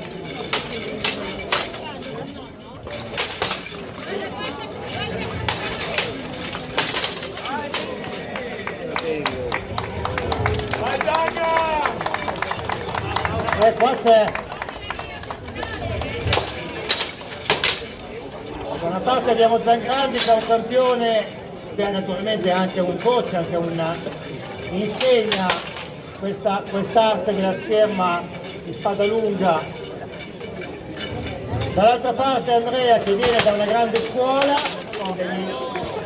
con dei grandi preparatori, però per lui è i primi tornei, è rimasto un po' incastrato il posto. Bisogna avere anche l'armatura.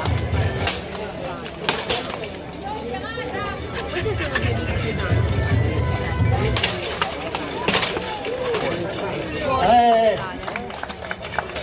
Non rompeteci la lista che poi Tauro si arrabbiano. Ci hanno prestato gentilmente.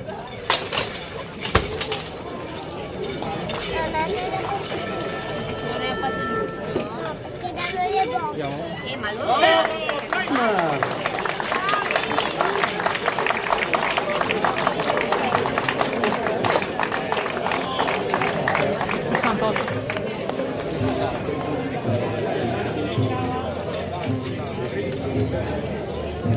Non ti dico niente, tanto te. Andrea, posto? Abbiamo neanche avuto il tempo di fare due chiacchiere facili da dire. La facciamo dopo. E Andrea è anche un arbitro marshal, quindi più bello fare l'arbitro o combattere? Combattere è bello, fare l'arbitro è più comodo, Per 17 a 5 dai, che è vestito bello grosso che so ciorbo, va benissimo così, perfetto. Vince Zangrandi! In lizza Ramelli, ovvero il Nick, contro Gandini, ovvero Samu Gandini alla mia destra per ordine del quadro, il Nick Ramelli alla mia sinistra per Gens Innominabilis. Si preparino Chiroli e Rossini. A voi!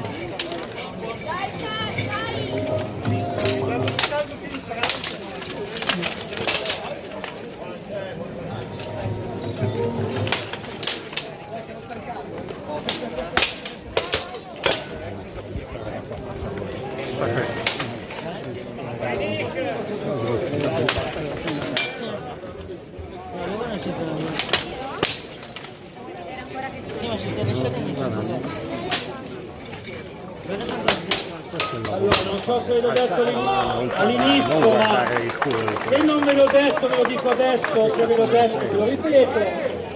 I punteggi che vengono dati non sono tutti un punto, sono in gran parte un punto.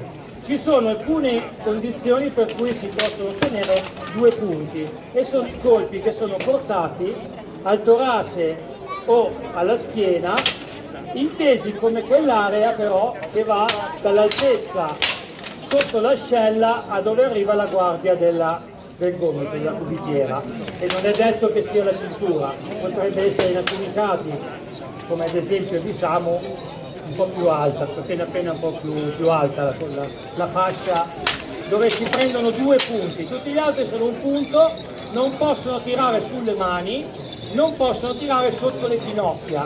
Infatti in questo genere di combattimenti vedete che non portano tempo, non hanno le protezioni sui piedi, in molti tornei ci sono le protezioni, vedete che la protezione arriva fino qua, in molti tornei c'è la protezione anche del piede perché si può colpire anche lì. Quindi in Italia esistono tanti regolamenti, tante tipologie di combattimenti, alcuni di questi ragazzi ne fanno diverse tipologie,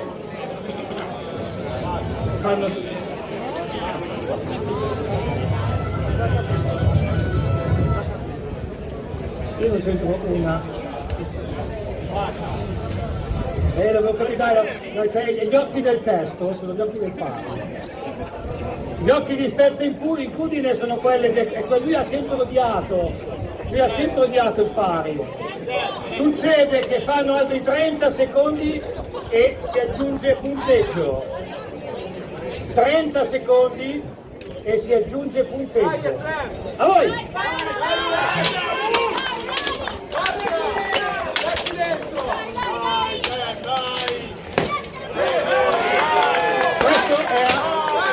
Questo era un colpo da 2, questo invece è solo quello da 1. Ancora, dai, vai!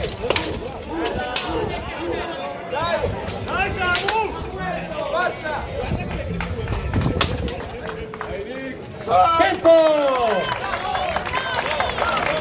E speriamo, io non me la voglio tirare, ma speriamo che sia finita qua, sennò poi la finiamo molto alla svelta. Tiriamo la monetina.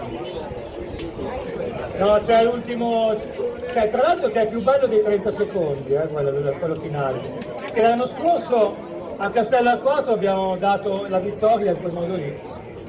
È stata finale vittoria con la morte subito. Tu arbitravi, o 2 anni fa.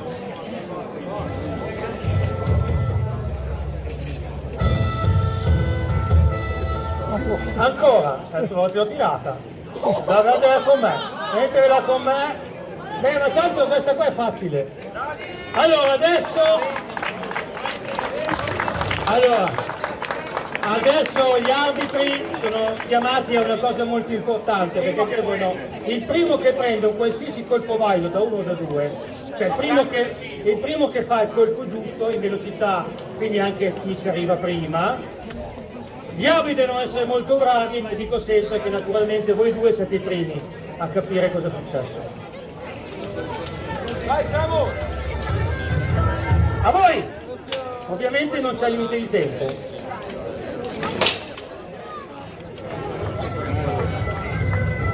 Io ho sentito tu ciak, quindi dovrebbe essere prima quello arrivato qua. Cioè... Ok, ci sei? È giusto? Ramelli, alla Mozzovicca, è arrivato un attimo prima. Qui ci siamo basati sul rumore, tu ciak, che sembrava quasi un 4 quarti, le prime 2 battute di un 4 quarti. Allora, Chiroli è già qua, è nato pronto proprio.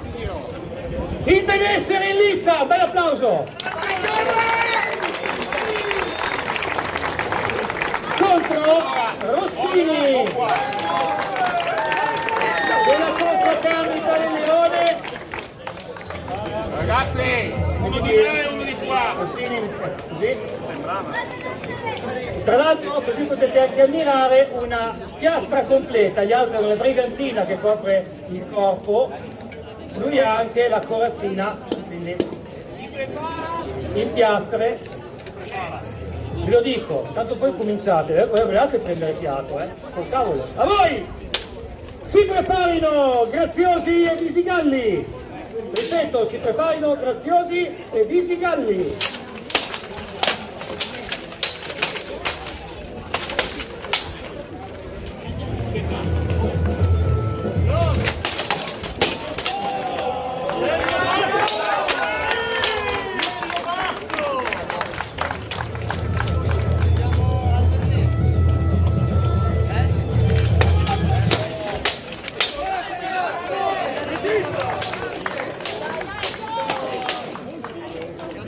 Tra l'altro io da appassionato sto ammirando l'armatura di Rossini, perché la storicità di quell'armatura mi piace molto. No! No! No, non è successo, C'è la gamba. Hai la gamba qua da parte. Fatela sistemare, o meno che lui l'abbia così. Piegati giù. No, ce n'è un po' bassa, non ce l'hai il peso. È scesa. Però sei scoperto qua, sei scoperto lì. Davanti ce l'hai la cosa. La conchiglia ce l'hai ovviamente, immagino. I fianchi sei un po' scoperto.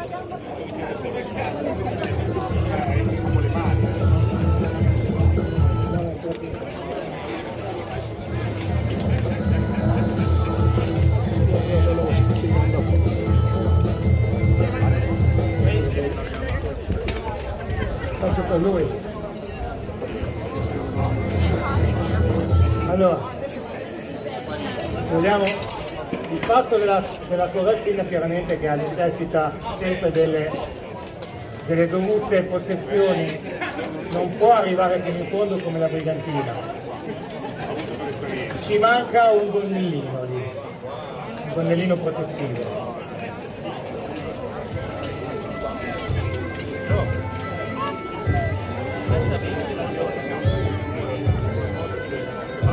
Allora questo abbiamo fermato noi come set, se ci fosse una rottura ci sono delle penalità, ma in questo caso no perché l'abbiamo fermato noi per sicurezza.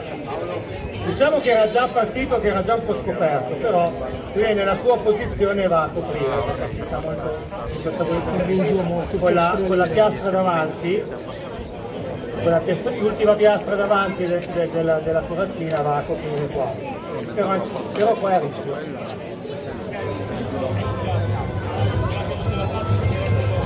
Dietro non guardate perché quasi tutti qua non sono protetti, arriva lì, vai a casa con i segni neri, vai a trovare. Adesso è appena ricevuto la proposta dal ragazzo. Sì, quindi proprio fresca.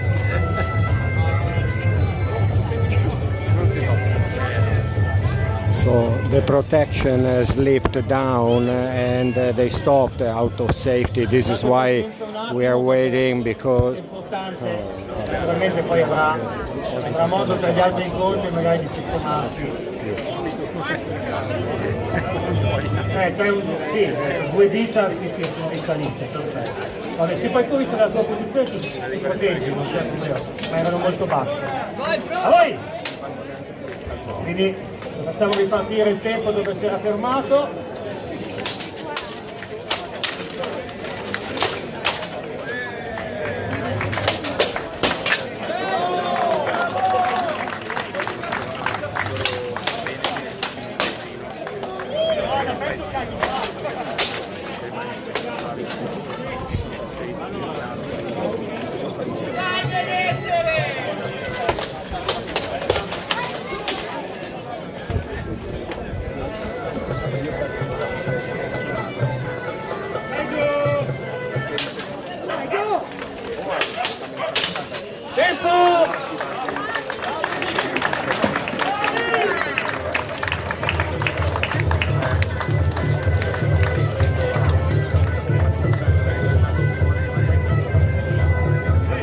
Solo io la morte posso coronare. È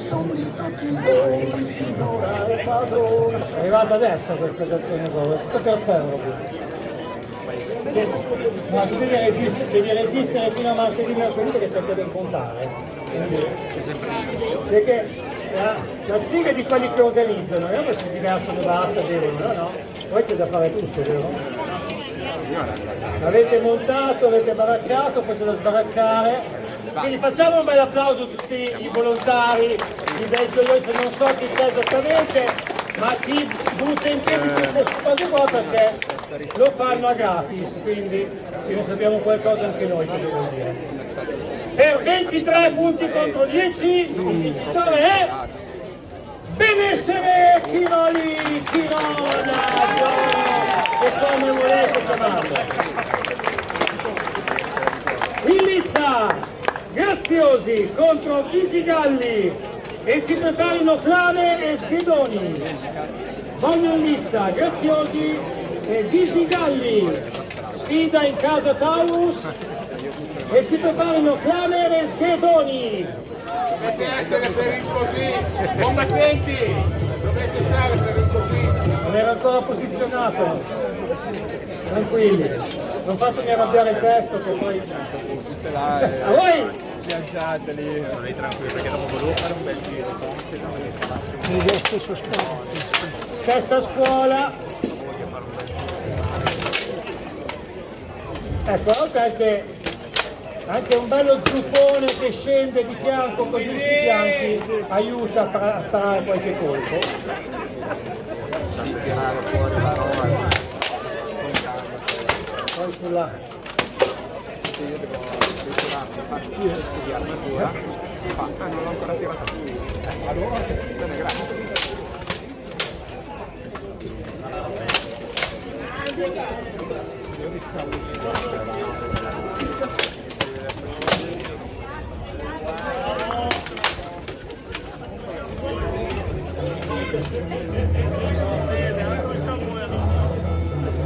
Ovviamente si conoscono, si allenano probabilmente anche insieme, anche se le palestre di Taurus sono un po' sparse in tutto il nord Italia.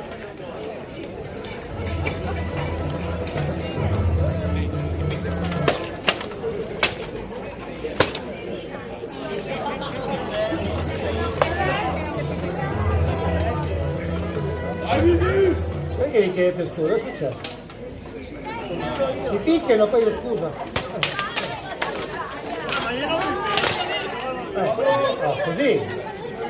Time! Fuori tempo. L'ultimo.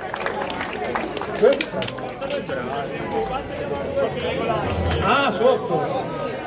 Mi sembrava più fianco. Invece l'ha preso sotto. Vabbè. C'è ancora tutto? Ah, c'è ancora tutto? Non c'hai la vicina così. Vabbè, ce l'hai due, dai, non ti portare più una. Ma c'è le conchiglie però, No, andiamo fino a mezzanotte oggi. Dai, per 30 secondi, vai. Via. Ma ce la stavamo divertendo. A voi? Mi ha fatto apposta. Dai, Visi! Abbiamo Elizza ancora Graziosi contro Visigalli. Graziosi è già un po' che scende nelle liste, Visigalli è invece un esordiente. Ricordo che si devono preparare Clamer e Schedoni.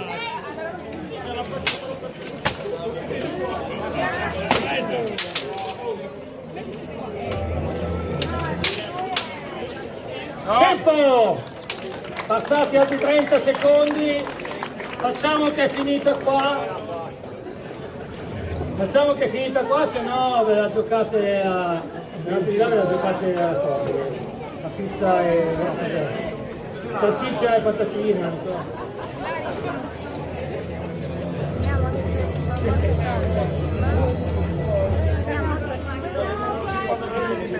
C'è?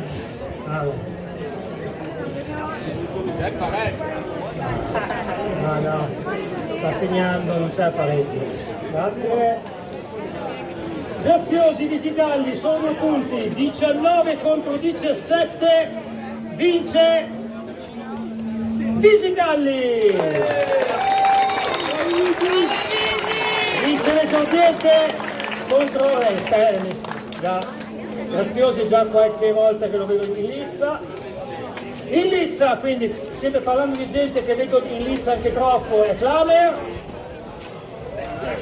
Pensate che questo qua si è laureato con una tesi sul combattimento dello sviluppo, che mi ha pure citato nella sua tesi, questo qua. Sappiamo cosa fare. Da questa parte, modenese nella squadra del Team San Giorgio, ricordate il Team San Giorgio, poi vi dirò perché. Pronti?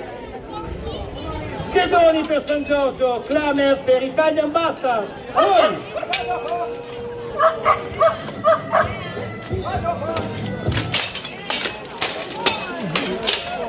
Ti sento.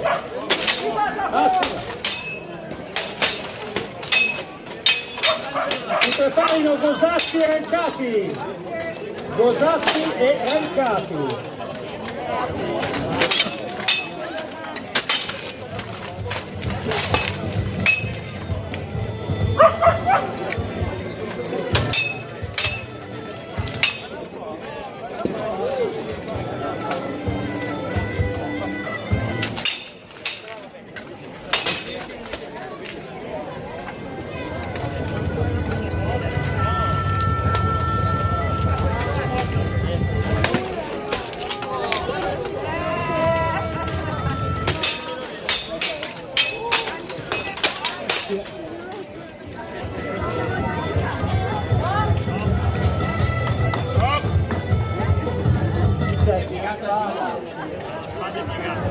Spada banana.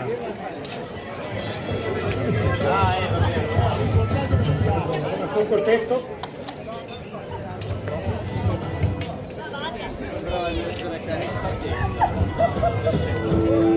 A voi.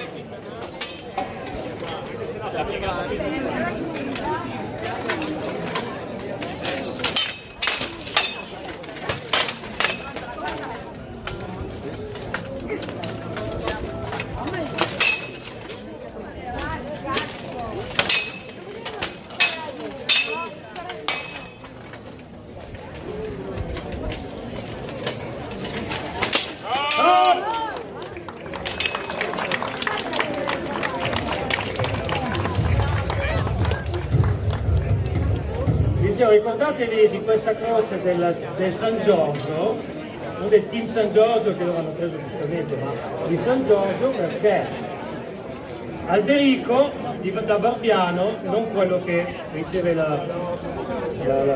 il castello, ma contenato 50-60 anni prima, non ricordo se era lo zio. Alberico I è quello che fonda la compagnia San Giorgio di mercenaria, la compagnia mercenaria San Giorgio. Ci siamo? Abbiamo un risultato 13-8, vince Klamer. Bravo compilone. In Lizza Gosatti contro Rancati e si preparino Rai e Carazzina. Gosatti e Rancati in Lizza, Rai e Carazzina pronti a combattere.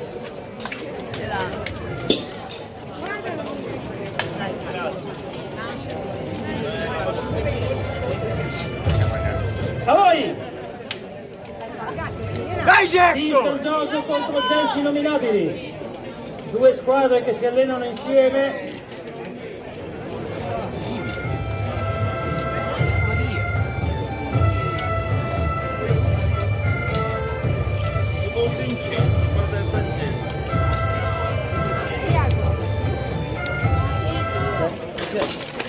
Io capisco che vi è andato poco di ingaggio, ma dai, qualcuno gli offre una birra per farli combattere? No, è dove che faccio di essere che sia stegno. Dov'è la mamma Diego? Non soffre più adesso, dai non soffre più. è ancora intero. Le ultime parole finali.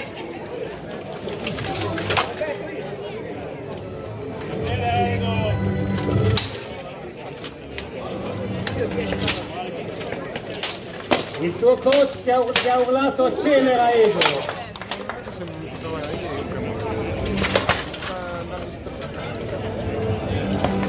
Vai Jet! Come accendere la rabbia e la risposta.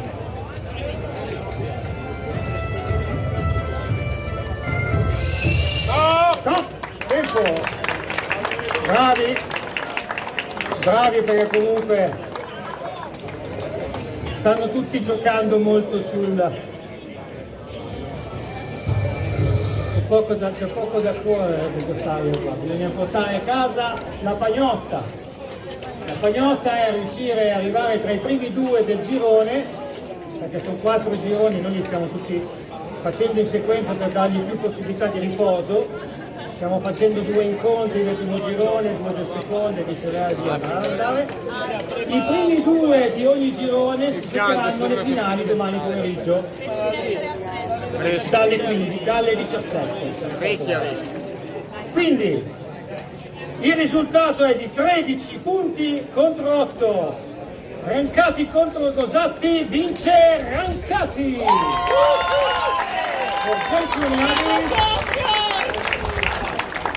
I ragazzi si abbracciano in segno di amicizia in lista Rai contro Carazzina e si preparino Fabri e Bernini. Fabri e Bernini pronti, e mentre subito adesso abbiamo Marco Rai alla mia sinistra, Jesters Nominabilis, contro Dario Carazzina.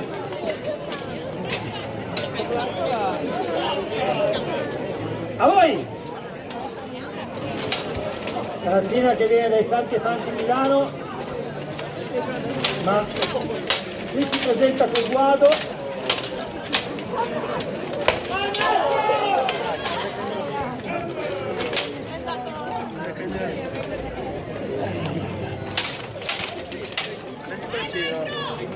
Prendi il bacino.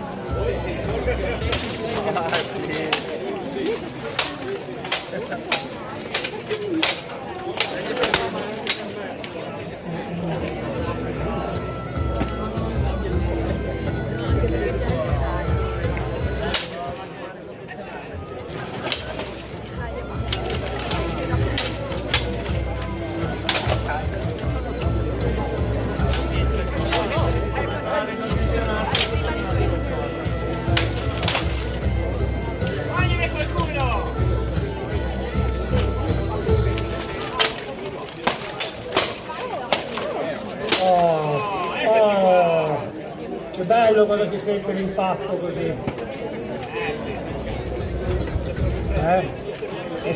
Come dice il mio amico viandante, è sugoso proprio. Lo dice anche il mio amico montenegro, è sugoso quando senti quella pacca proprio, no? No! Che peccato, ci stavamo divertendo. Anche voi?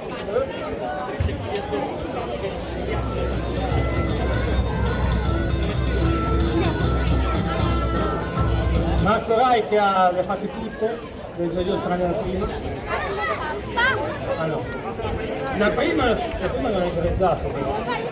Allora la seconda. No, non è tutte fare perché mi ero malato io e mi ricordo per quello che ho dovuto saltare per l'edizione lì perché ero infortunato. Per 9-2, pochi ma buoni, vince Rai! In lista Sara Fabri contro Bernini. Si preparino Zagrandi e Mogliaretti.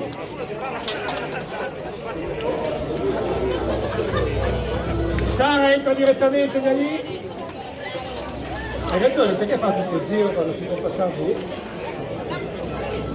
Quindi inizia Taurus contro Iron Tower. A voi! Dai Giulio! Sara che ha un po' di anni che gira per le liste italiane e mondiali contro l'esordiente Bernini. C'è la portata più lunga! Vai Giulio! Ancora c'è stai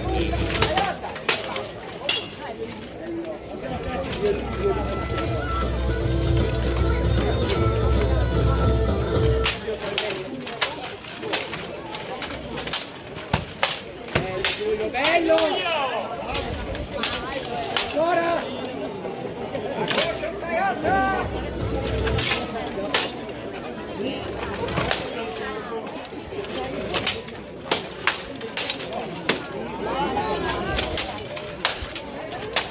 Dai Giulio, dai!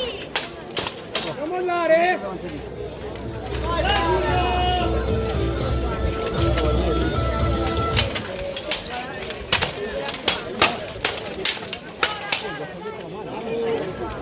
Insomma delle belle sequenze, siamo agli ultimi secondi, probabilmente.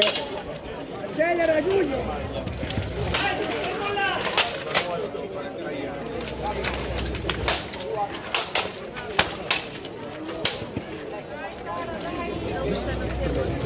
Tempo, time! Bravi ragazzi e ragazze! Ci avete mostrato una scherma fatta non solo di attacco ma anche di difesa. Mi piace vedere anche quello perché non si deve soltanto darle, bisogna fondamentalmente anche cercare di non prenderle. E la scherma vuol dire parare. E la parata più bella è la scherzata. La parata più bella che ci sia è quella proprio che non devi neanche stare lì a sprecare la spada. Te ne vai. Perché tu sei già sicura che non c'è pareggio, Sara? Sei proprio così. No, fermati, no, basta. Perché va avanti, Grande, anche il grande Massa, anche un grande arbitro, istruttore, squadra del Mugello, capitano di tutto. Guarda che se continui ad andare avanti così, poi penso che tu abbia una certa età che non hai, quindi non devo proseguire. È una ragazzina ancora. 21 punti contro 14, vince Bernini! Riceve l'applauso anche di Sara. In lizza per Taurus, la punta di diamante della squadra, Belgrandi.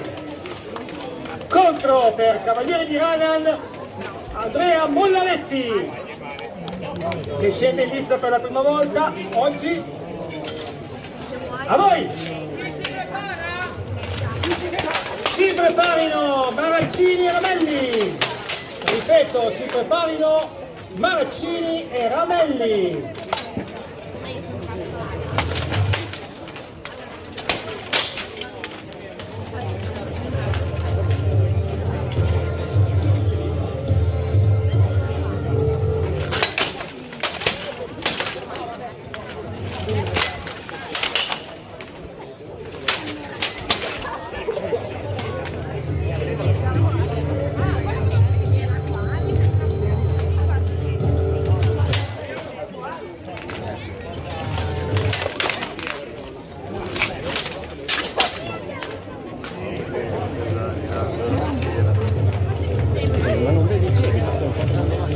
Sento soffiare nell'elmo le legge che sono.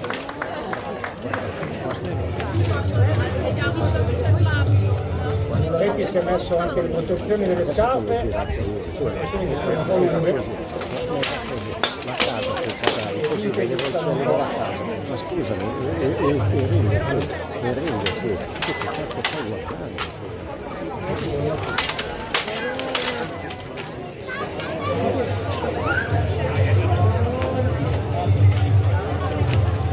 Secondi. Stop! Tempo! Bravi ragazzi. Devi sistemare, non è un problema di sicurezza, però secondo me ti dà sbaglio, ti dà fastidio camminare un po'. Lo dico un po' lungo. Adesso visto che 2 o 3 volte le puoi anche togliere per noi, non sono obbligatorie. Come vuoi. Tanto qua non sono obbligatorie. Quindi... Allora, per 16-1, uno ce l'hai portato, dai. Sono 16 punti per Zagrandi.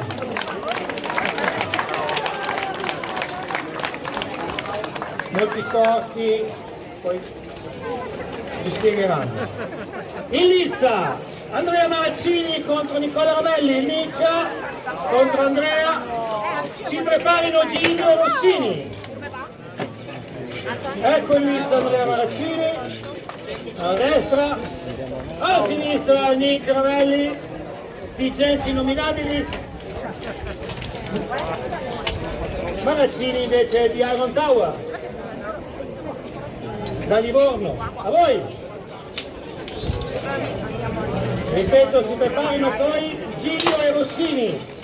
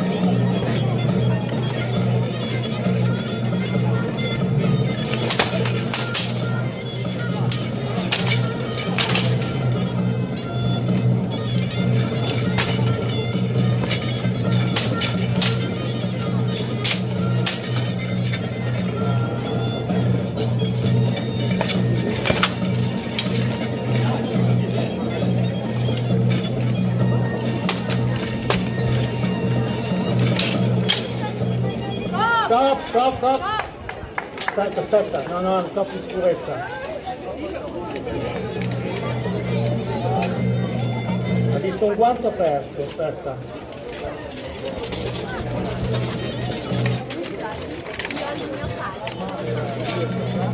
Meglio una chiamata in più che una in meno sempre. Manca molto, manca un po' di roba, manca? Quanto manca?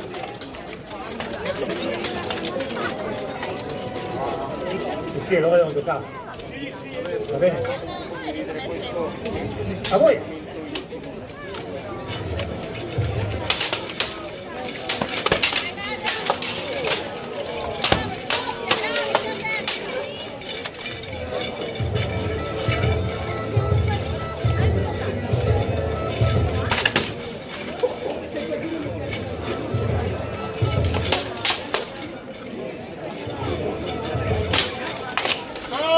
Tempo! Stop! Mo bravi!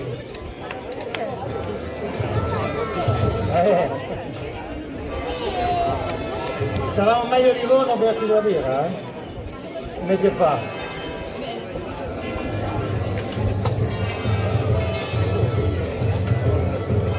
Allora amici, tutto a posto? Tutto a posto e niente mordi, diciamo noi a Castello.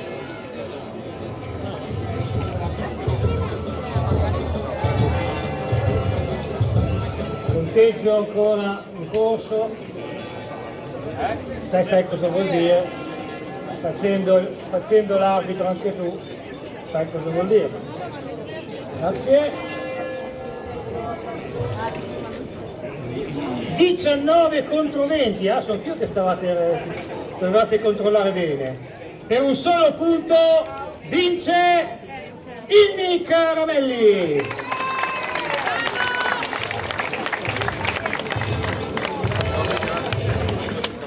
In lizza Giglio, che si mette qua alla mia destra, contro Rossini alla mia sinistra.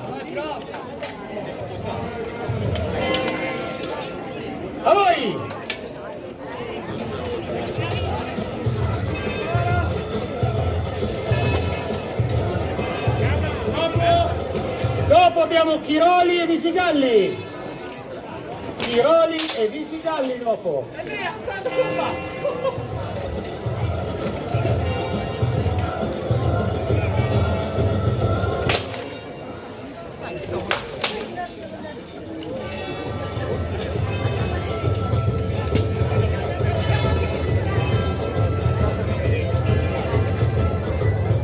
Sono spenti?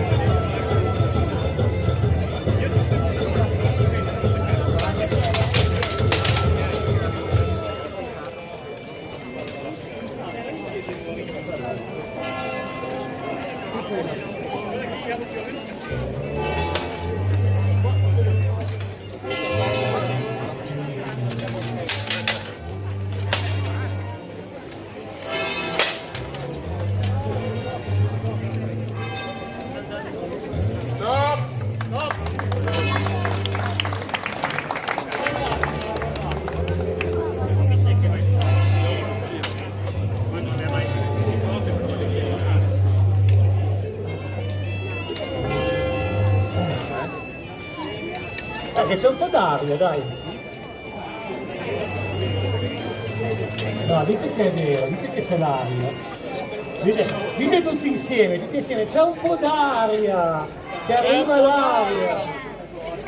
Dai, magari da qualche parte arriverà, da qualche lato di questa pianura, c'è anche una collina, due pioppe che fanno già, c'è un fiume.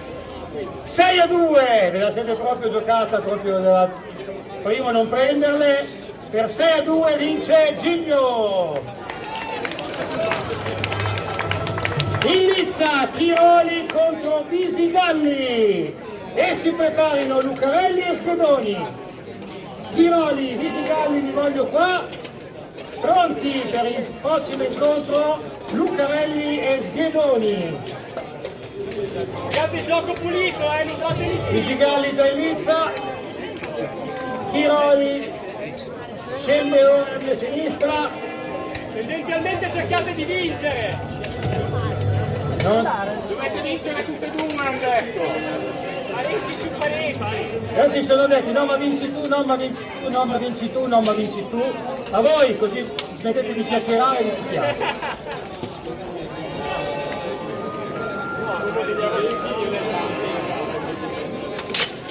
Che la cortesia va bene, ma due pendenti ben portati sono sempre meglio, come si dice. Anche i mandritti, i versi, i tondi, montanti un po' meno qua. Bravo Visi, tieni questo ritmo. Tu non ha bisogno di suggerimenti. Tu tieni questo ritmo e ti fermi. È appena iniziato. Vai Visi. Occhio Visi, devi portarne a casa qualcuno, Vedo il Tiroli particolarmente ispirato. Occhio di iniziativa.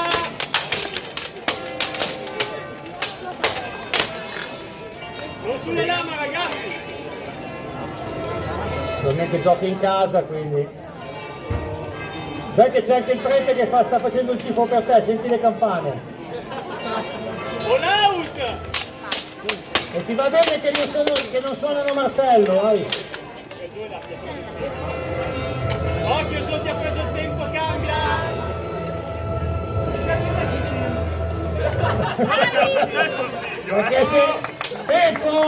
Perché fondamentalmente vi vedete insieme, lui giustamente.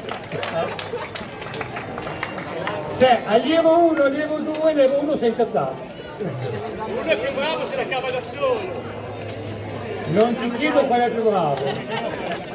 Un buon maestro non dice mai uno qual è più bravo. Dice sempre quello che può migliorare. no, per me sono entrambi molto mediocri. Vabbè, il prossimo incontro è Chiroli contro Zangrandi, no? Così, con lista.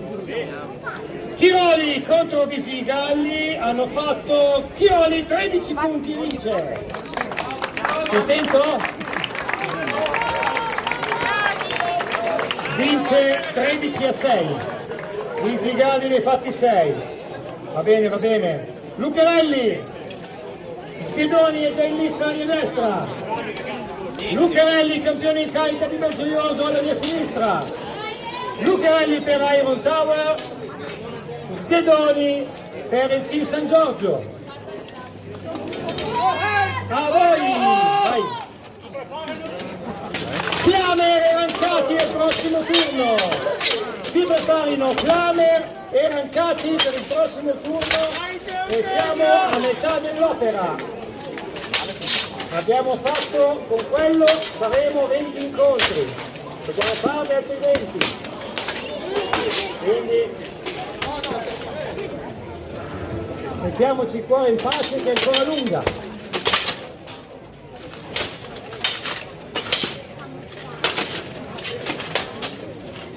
Respira e... Top, top, top. Ecco, la spada lì è... un po'... A voi, scusa.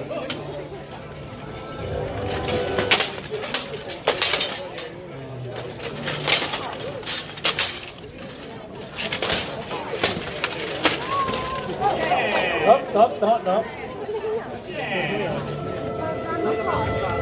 No, è scappata, è abitudine. Le prese, il collo, a parte che quella era un po' vietata anche in altri. A voi!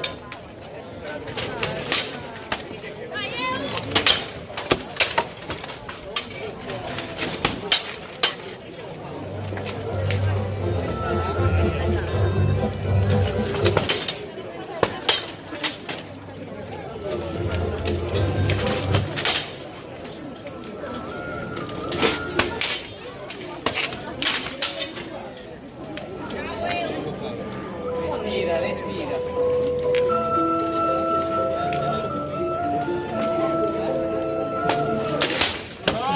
Stop, tempo! Guardo nel posto della spada, È solo questa qua, Vuole provare anche lui a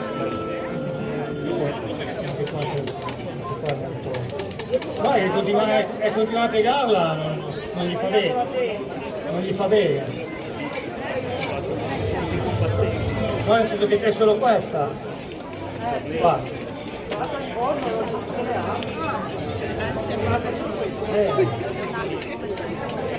Non vedo mica bene. 30 punti contro 14. Vince Lucarelli. E comunque ve ne siete date tante. Me ne siete date comunque tante, dai. In lizza Klamer contro Rancati.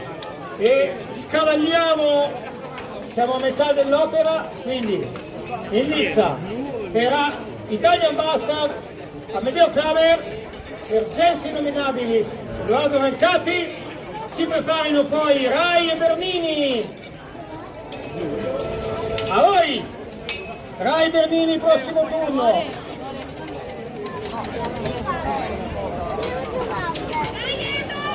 L'acqua?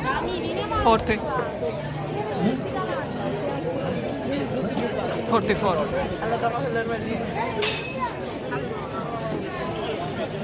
Se lo dico col microfono acceso sento. Il viandante ne chiede come sta andando. Come sta andando il viandante? Come andiamo? A medio plano. So, my God, I think the last ones we saw, they were really getting hungry because They almost killed each other. So anyway, that was the fight. By the way, the final fight for the medals, it will be tomorrow. So today they are kind of gathering the points. And they are really, really fighting. So it's not a joke. I hope you enjoyed. And so if you have no questions, you're more than welcome to ask. So me and Andrea, we decided to browse around and to see what's going around in the Belgioioso, that today is all about the Belgioioso-medieval. Hello to all who joined also later on.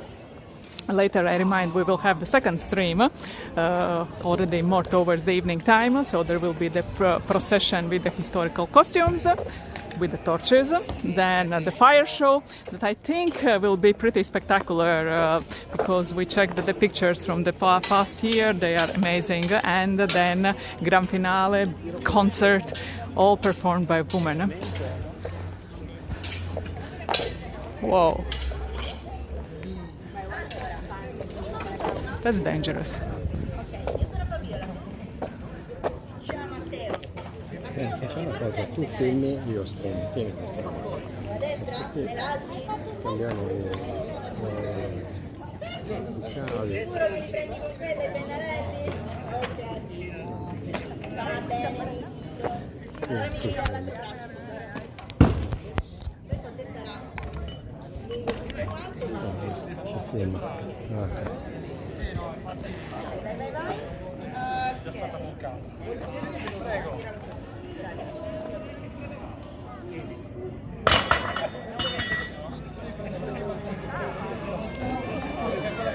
So here they are throwing the axes. So again, welcome to all of you that joined today.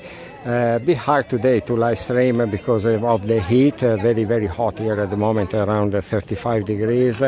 Here they are launching the axes. You see that there is the wooden planks there.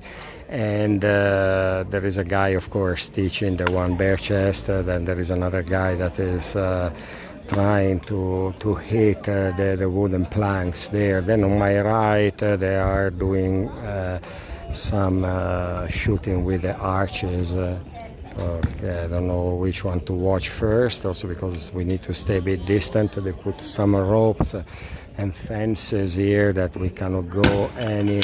So you see that they are launching the axes. So there are several activities. The people here are kind of waiting to try to do the also a bit of the arches and oh, this is very good. This guy tried the arch and went exactly to the target. So a bit of the activities.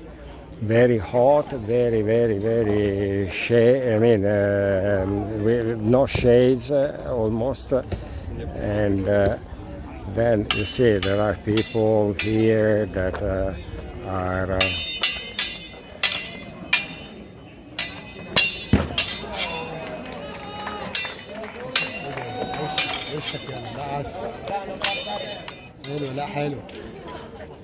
Wow.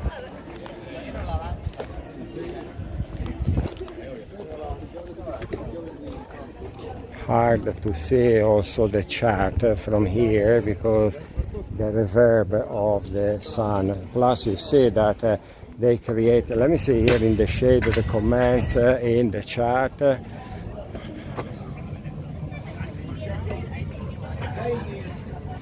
Yeah, the sword fighting was really interesting. Also, look, I mean, it's very real because they do it as a sport, and by doing it with all the rules and doing it as a sport, they really do the competition. Because these guys, by coming to these tournaments, they also get to some pro level. So it's not that just they're doing these fights out of the fun of the day. So they compete, they are part of some tournaments that they do all over Italy, or anyway they get some sort of qualification.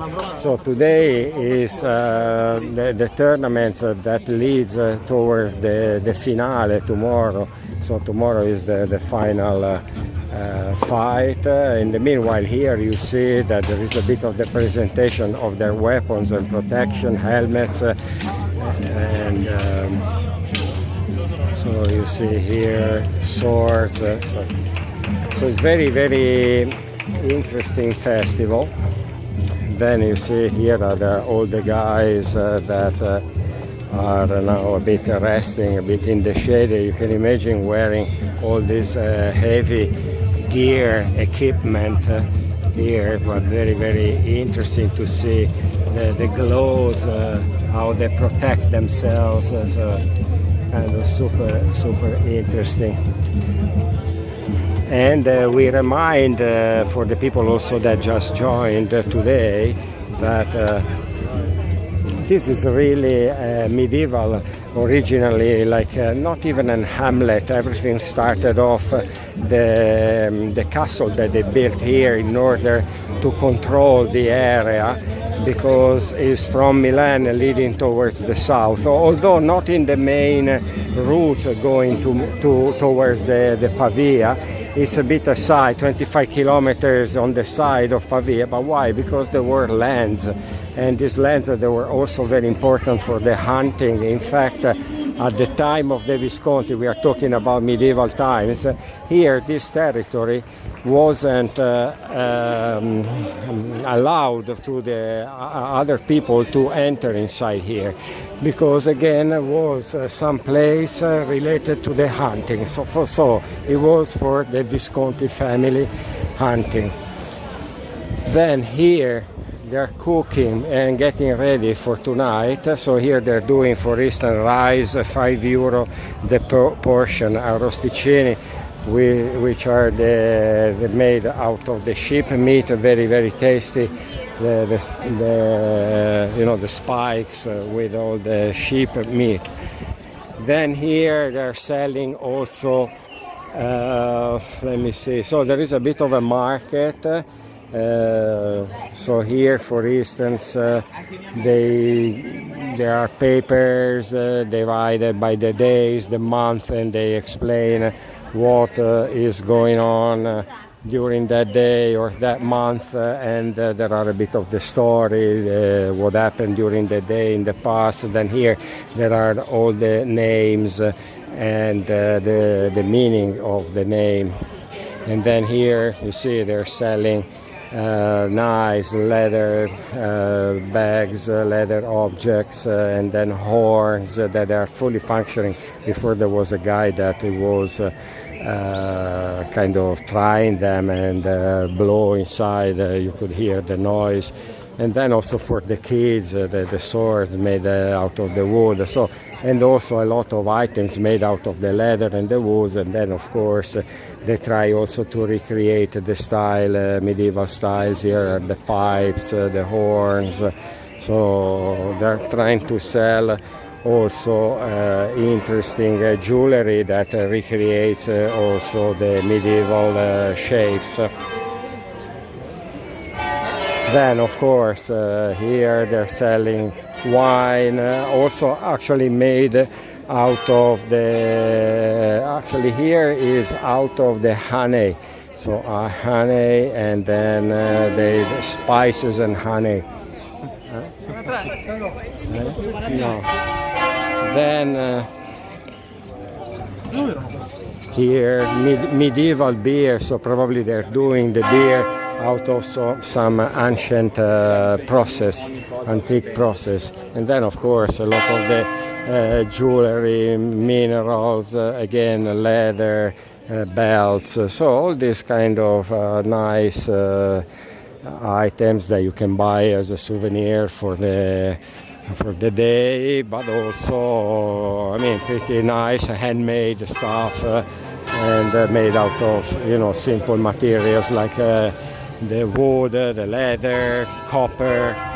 Okay, and then here for whoever just connected now or want to re-see and understand more about this place. For now, for me, it's very hard to read the chat because the sun is pretty in my eyes and difficult to see the screen. I will reply later on if there is any question. You see that the features of the building, they're really medieval. Again, all this place was born in the medieval time. Then for a pretty long time it was also a bit abandoned. Not abandoned, but kind of not so much lived, because mainly was a countryside area here, and is still nowadays. So these guys with these events, they're trying to bring life again to the town and a bit of the tourism. So they're doing an amazing job. And they called also this pro from another region, pro flag throwers that we have seen at the beginning of the stream, and the drummers. So they try hard, you know, to call people in and do a bit of the activities, of course, related to the medieval times, in order to launch again this town towards a bit more tourism. So you see that the market is pretty spread out, and then you see there is a nice gate there to enter the city. So I hope you find interesting. Here, for instance, they show how to create the medieval instruments here. And I saw this guy already in a nearby town 2 years ago. There was the big fire of the castle, and this guy was showing how to play and also was explaining how to create these antique instruments. Then here making the soaps, all artisanal products. So the thing is that these people, they also try to bring back what was the past, how they were living, how they were creating things, taking back the original shapes of maybe cutlery, or show you how they work the metal still with the old way, so it's blowing the air inside, because these are the original smith. So they show you how to work the metal with the original way by blowing inside here, make the ash, not the ash, but anyway the carbon very, very hot, and then work the metal.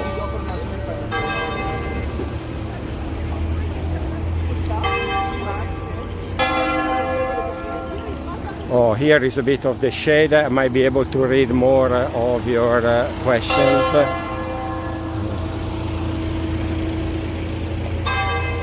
Let me see.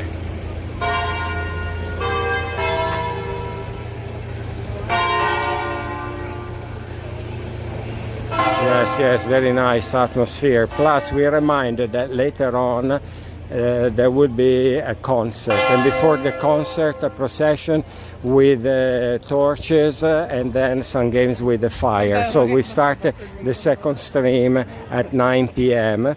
and there will be 2-3 shows during the same stream. So here you see that they show how to create, and it's written that it's possible. Look, the guy is working the metal here. So just to show you that he's really doing it.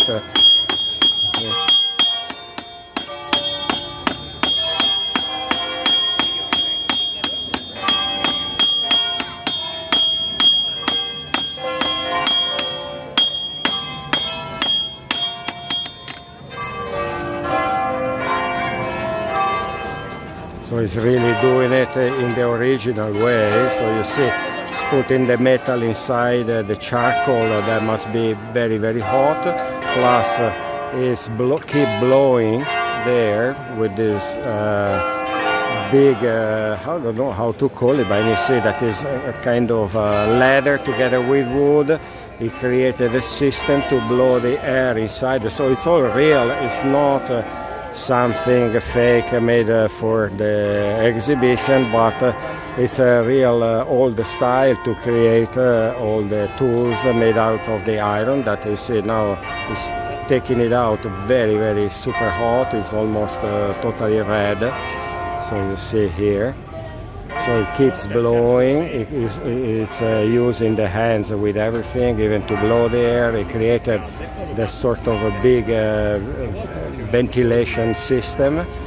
So just to show how it was in the past. So it's really a good recreation of the past here, and teaching also very important to kids that is not just the modern technology. You can still do the things like in the past. So this guy, you see, took out a very red, and now he's beating it up with the hammer.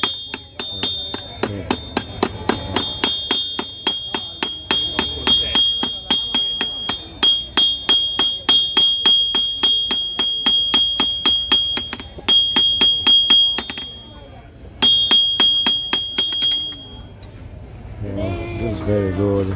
So this is really a professional smith, how they were working in the past. You see that is totally doing the job.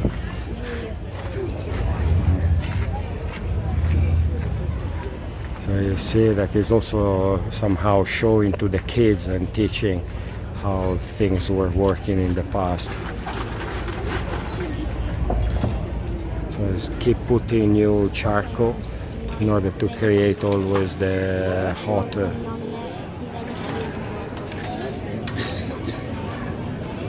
very patiently working.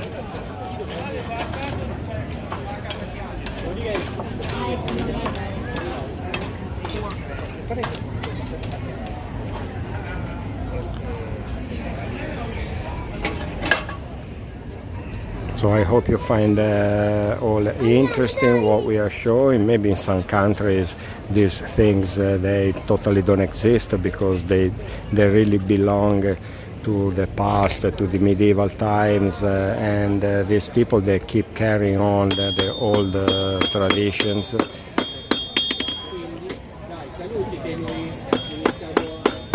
Although I think until last century all the smiths were working similar way. So now it's really bending it.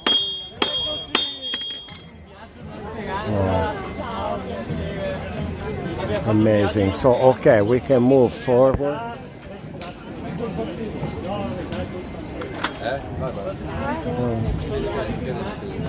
So Evia now is trying to hold and you see very heavy. I mean, imagine this one too. Yeah. It's like 2 kilos at least.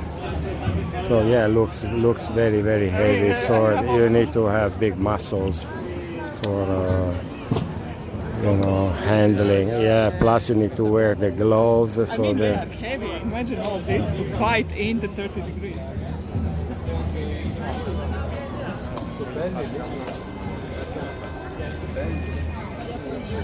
So the helmet. Cynthia before asked her, she wanted to know how much it weighs. I don't know, Andrea, if you can hold it. I think it's like 3-4 kilos. Wow. Wow, this is very heavy, guys. Just on the head. It's not like a toy. I mean, trust me, it would be over, I think, 5 kilos, but even in between 5 and 8 kilos. It's very, or even more. It's very heavy. I mean, it's not the one for playing kind of games for kids. These are kind of super. Gloves and on the hands, it's all together. I don't know, it's 50-60 kilos. I'm not joking. Yes, it's very heavy, but plus very real stuff. It's not kind of created just to entertain and show off about the shapes and the style. They're kind of real stuff.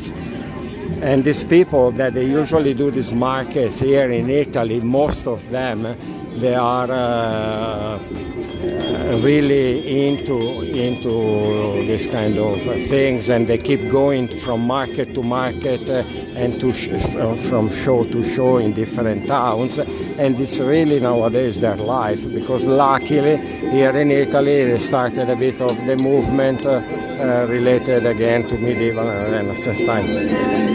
Now let's enjoy a bit of the dance.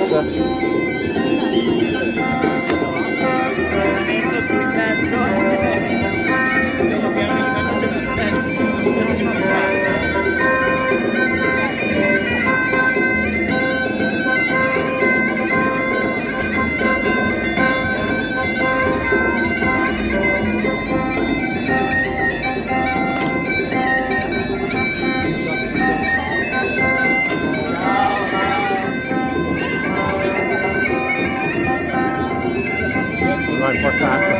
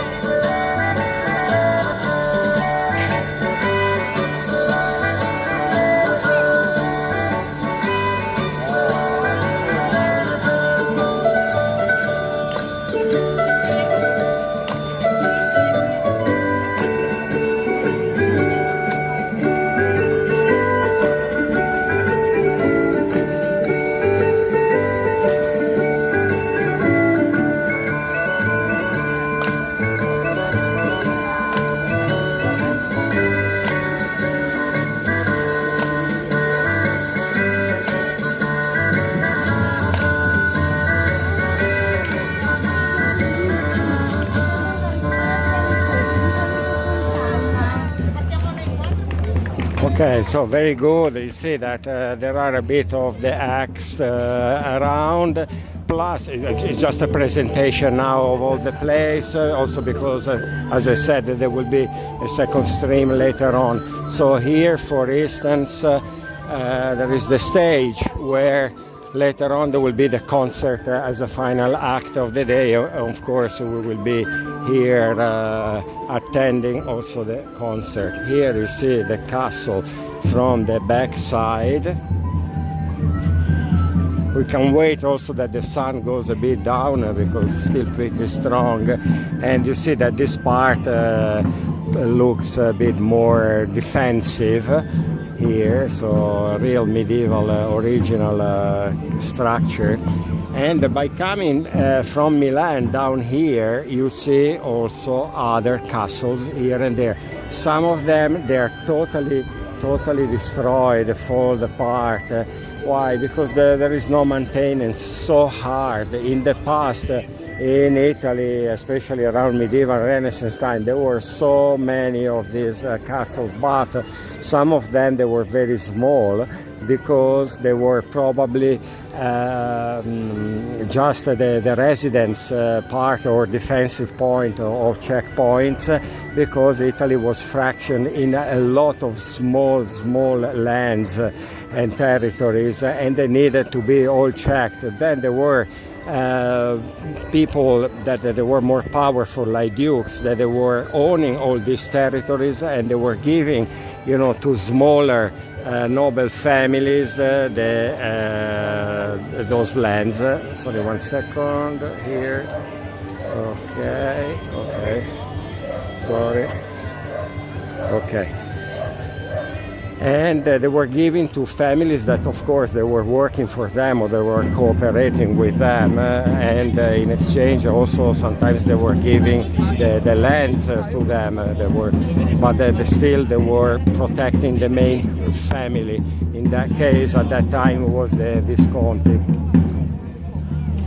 Then here, food. Later there will be all the possible food here sold. They are waiting more for dinner time. You know that in Italy they really follow the timing for lunch and dinner.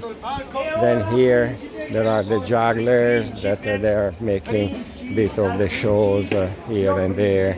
Then you see how many tables here.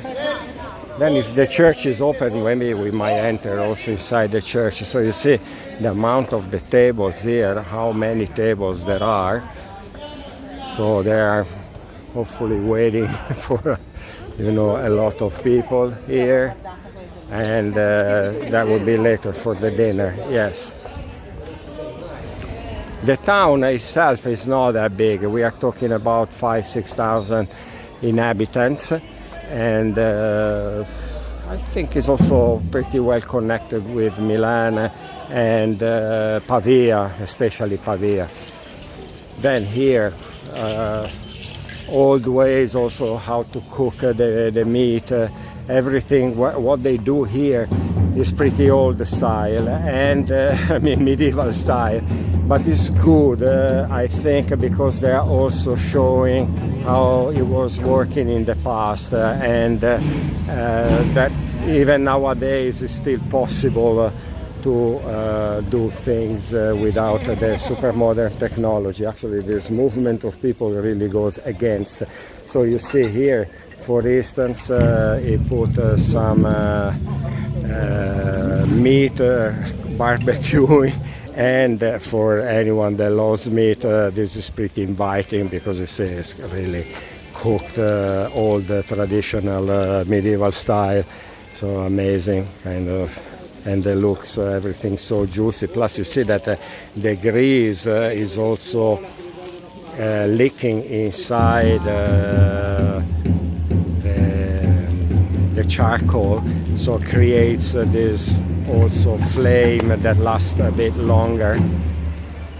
So very, very good. See, I mean, it's leaking out the grease, so the grease don't stay all inside the pan, is going down, but then same time is collected by the lower pan tray, and helps the charcoal to last a bit longer with the grease. So it's amazing technology of the past. Yes, smell here. If I mean, I'm staying here. So.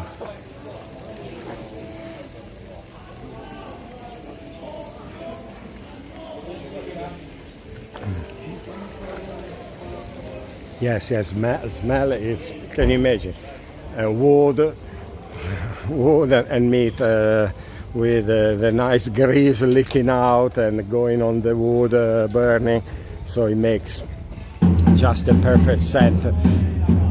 So itself, this is really nowadays like a small village altogether, Belgioioso, but not so many people know it. Me personally, I think I passed by once in my life, because again it's not on the main route, it's more internal, but these people, I think they're doing an amazing job, because this place is the destiny of these areas is to be abandoned if they don't do something locally.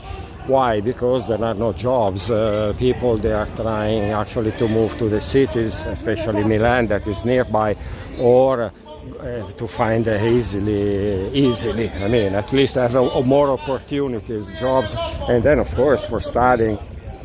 Luckily, this town is in between Pavia and Milano, and both they have universities. But again, the people in Italy nowadays, they try to move away from these small places.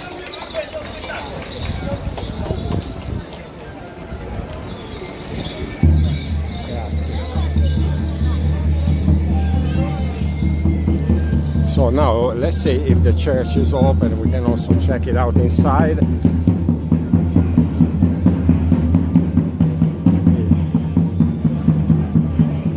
Meanwhile, from here you see the castle.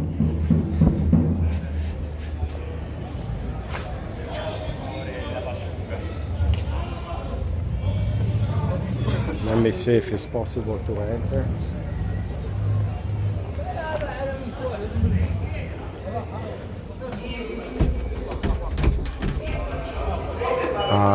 No. Yes, looks beautiful inside, but at the moment there is a religious function, so I don't want to enter now, because in Italy, as a habit, I prefer not to enter, because they are, you know, religious believers there. They're having their function, and I don't want to disturb. So if the church is open, we might give a try later on.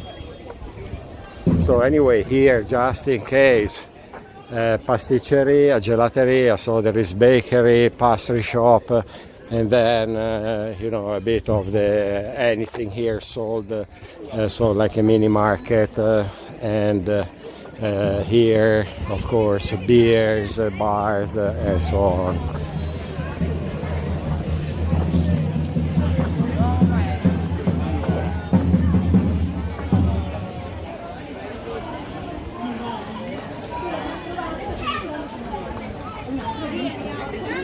So now we will go again inside the castle for anyone that just joined the stream. Plus, I think me and Davia, after showing the castle, I think we will take a little break, also because I repeat that today it's incredibly hot. So we take a little break, and then we will restart with the second stream at 9 p.m. So first I wanted to show you again inside the castle courtyard, but especially, actually let's do this move, that we will go to see the front side first, and then we will pass by the courtyards. So front side, wanted to show again because it's really outstanding, since it was a residential building for initially the Visconti family. So just to show the prestige, of this building from the front side, although once more we are a bit in the middle of nowhere here. In Italy you are never in the middle of nowhere because there is always a town next and so on, but let's say it's not the main road to Milan, and it's really countryside area. So first you see the size of the building that is pretty big. So this is the rear part, and now we will show you again the front side. Then after this walk once more we will take a little break because it's really hot today, and we need to get some water.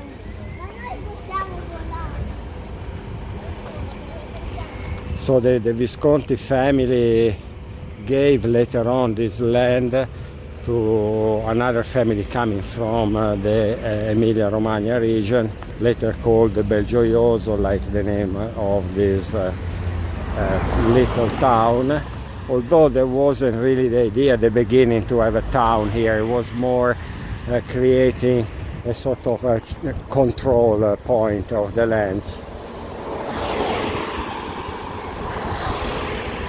So here inside there is the gardens in front. I suggest once more, if you have the possibility from Google, to check the map from the aerial view. How big is this garden? The one in front of you here. That is not possible to have the access because it's a private property. I think still belongs to the original family, Belgioioso. And now I'll show you the front side that you can just see from here, from this point.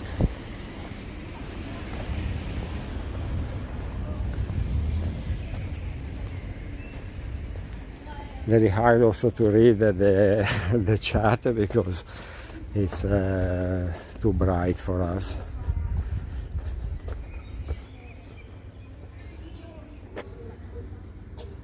So you see.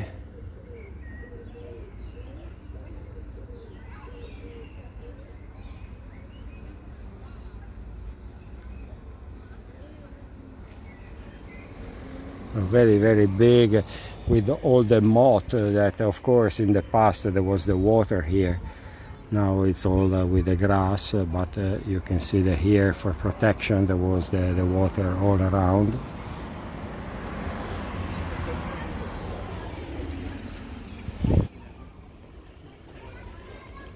Also area cooked. Meet. Hello to all of you. By the way, I see today we have some new names joining. Guys, welcome to Evia and Andrea, Italy Best. And I see also some names that we haven't seen for a long time, so welcome back to our page. Also, thank you so much for all the support, for all the tips that they are arriving today. So I remind that all of our streams, they are free to join, and your tips are something that helps us to go on. Talking about going on, guys, check our calendars because today we are in the Belgioioso, so let's say not so far from Milan, but in the first week of June we are taking you to the Umbria and to the Tuscany. Actually, we are taking you to the Chianti region, you know, the wine region, and grand finale 11th of June, Florence. Guys, so many things coming up, so make sure that you're following us. Hit that following and notifications button because so many things coming up. Yes, especially the Chianti area and Florence we will do at the sunset time. I mean, still when there will be the light up down to the sunset time.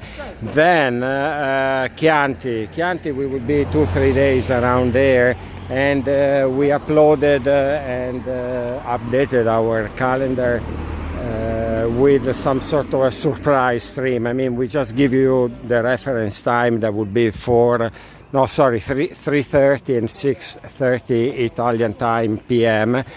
So you might join at that time and see where we are, because we keep traveling, and once we will be there in the area we will also understand better. For sure we will try to plan and schedule from Milan, but once we are there we will also ask local people what exactly to visit, or if there is anything a bit as a hidden gem and so on. So check out the time, that would be 3:30, 6:30 p.m. Italy time, and we will do for sure 4 streams altogether. Then might be also some other southern stream. Then why we are going to Tuscany? Because more south there is another region that is called Umbria, and in Umbria there is this particular it's not really a festival because it's more like a religious thing, but they are doing on all the on the main road flower carpets. So with real petals, they create sort of paintings on the ground, and all decorated with the flowers. So that's a really very particular event. Plus that event, we will do it overnight and also early in the morning. So it will be a bit of the different timing than usual. Tonight, once more, there will be games with the fire, so you can expect something similar to these events later on. This is a guy that had too many nun's breast and pizzas here. And then a lot of streams are coming up. Keep in mind the 13th of June. There would be the La Scala Orchestra, so Theatre La Scala Milano playing the Duomo Square, so another amazing event. I think it's the 4th time that we are attending La Scala, although one time La Scala didn't play because of the bad weather 1 year.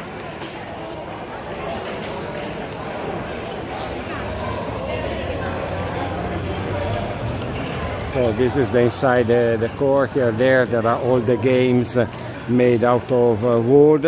I want to show again this part that I really loved, that there are still some original frescoes that are pretty amazing.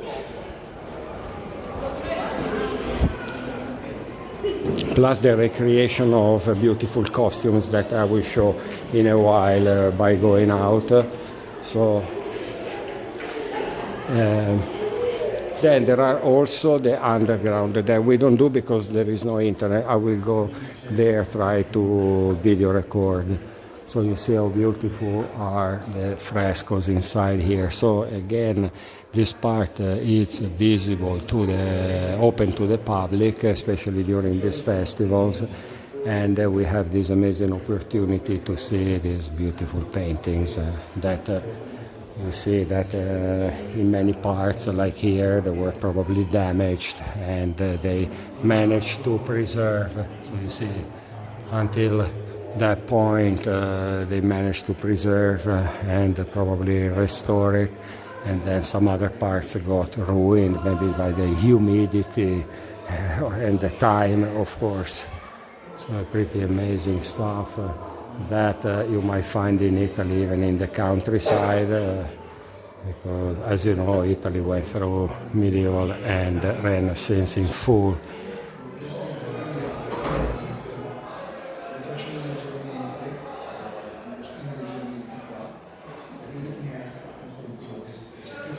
Even the roof, the ceiling looks original here, all made out of the wood. That of course is a bit rotting in some part.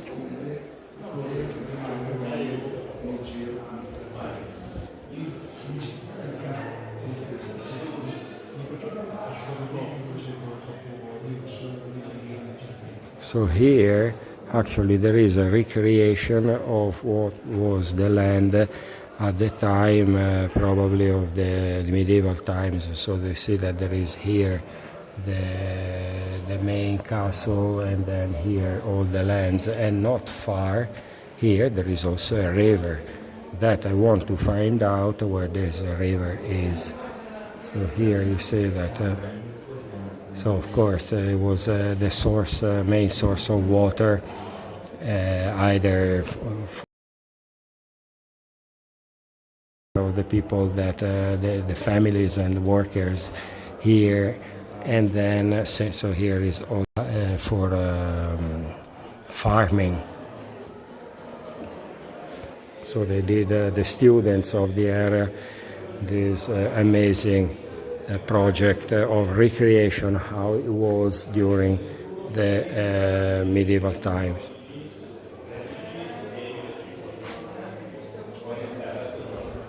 So I hope you find everything, the costumes, because you asked many times, or anyway some of you asked many times in the past, how the costume original, not original. Of course, they're all based on the original paintings. So you see that, for instance, this one is a very famous painting, the lady with the ermine here, by Leonardo da Vinci, and then here is how they recreate the costume according to the original drawing, or anyway getting inspired.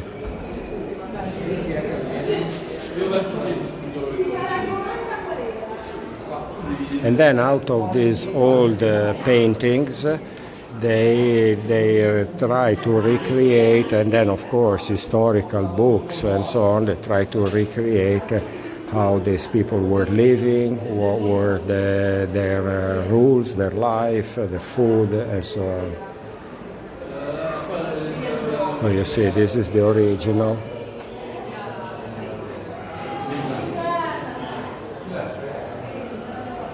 So I don't see the chat moving. I hope you're still there, because we are always afraid of the lack of internet, especially when we enter more internal places. Did you see we have South Africa today? Wow. C'è il bagno, ma è chiuso.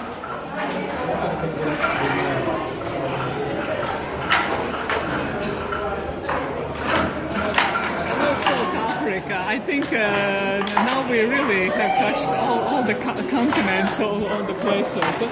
By the way, Andrea, I think we have an unfinished story. I don't know, did you finish it? Ah, yeah, the Belgioioso. Okay, guys, I think we have finally at the moment that we can reveal why some of you, especially if you live in America, most likely have the Belgioioso in your fridge.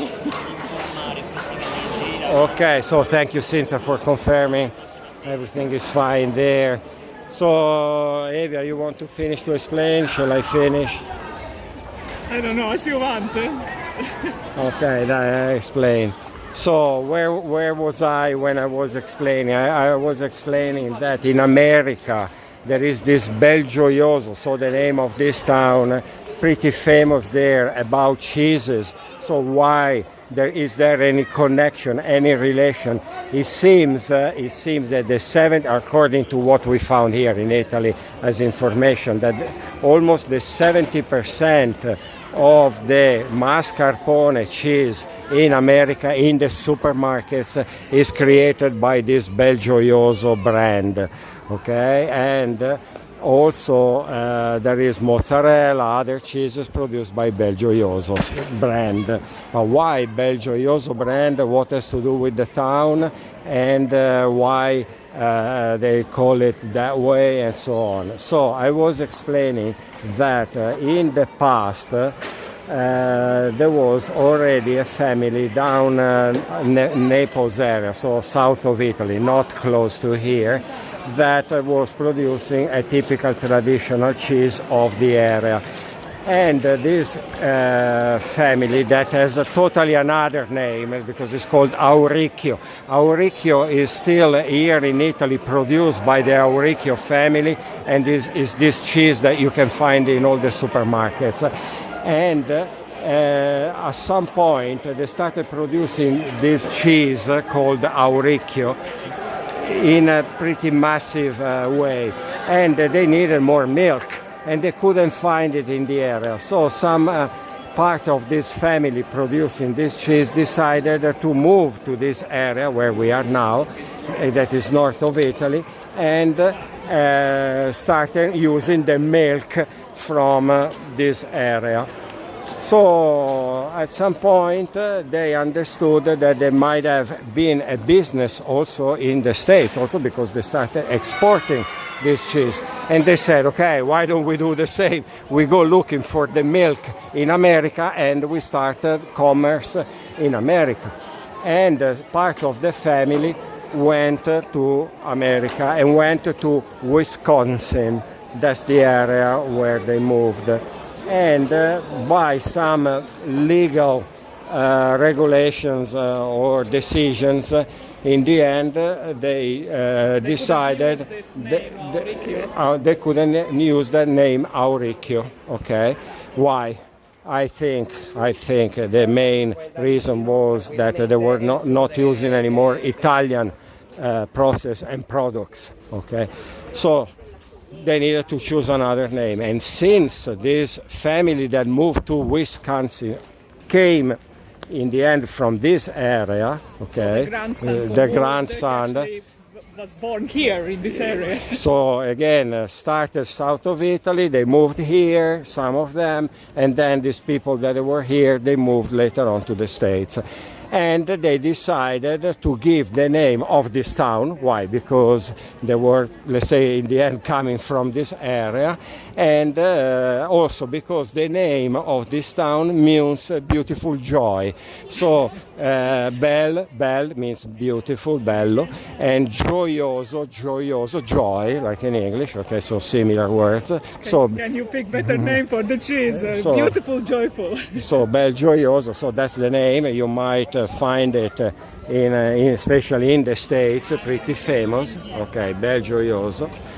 And from then they started producing. I tried to read if it is really Italian stuff, non-Italian stuff, is similar, not similar, quality. I'm telling you what I read because I never tried personally, so I cannot judge it. I'm just reading what I found here in Italy, what they say about this cheese, if it is really Italian and so on. So first, it's not produced with Italian milk, and milk is from America, so it's totally different production. It's not artisanal product at all, it's an industrial product, and they say that the quality for the mascarpone is pretty good, mozzarella so, and not comparable at all with the Italian mozzarella, because also in the past we had some of you that was saying, I don't like mozzarella because it's too chewy, and you are right, because also in Italy we have supermarket mozzarella that also me personally I never buy because they are not good. They look like plastic and they taste like plastic, and in the mouth that's the sensation. Mozzarella here in Italy, you need to find a good producer, especially from the south and some other areas also in the north, but pretty specific. In the south is more easy to find. It's another thing, it's full of the milk. It's like, I don't know, cream, a bowl of cream trapped inside some more fibery part of the milk, but it's another thing. So don't think that Belgioioso is making the southern Italian mozzarella. That's another, I mean, it has the same name, but it's not the same food. About the mascarpone, it seems that since it's more easy structure of the milk, let's say, it seems that it's creamy and it's pretty good. Although, once more, consider that Belgioioso nowadays there in the States, it's a pretty industrial company. Although they say, but they also say that within the supermarket stuff and quality related to, we are talking about supermarket stuff, is one of the best. So it's not that it's bad, but it's not at the level of the handcrafted or handmade production. Okay. But again, I was reading that the quality, in any way, as Andrea is saying, for the supermarkets or industrial cheeses is actually very high quality. Yes. And somebody in the chat confirmed that they actually have the Belgioioso in their fridge. Yes. So you're eating pretty good.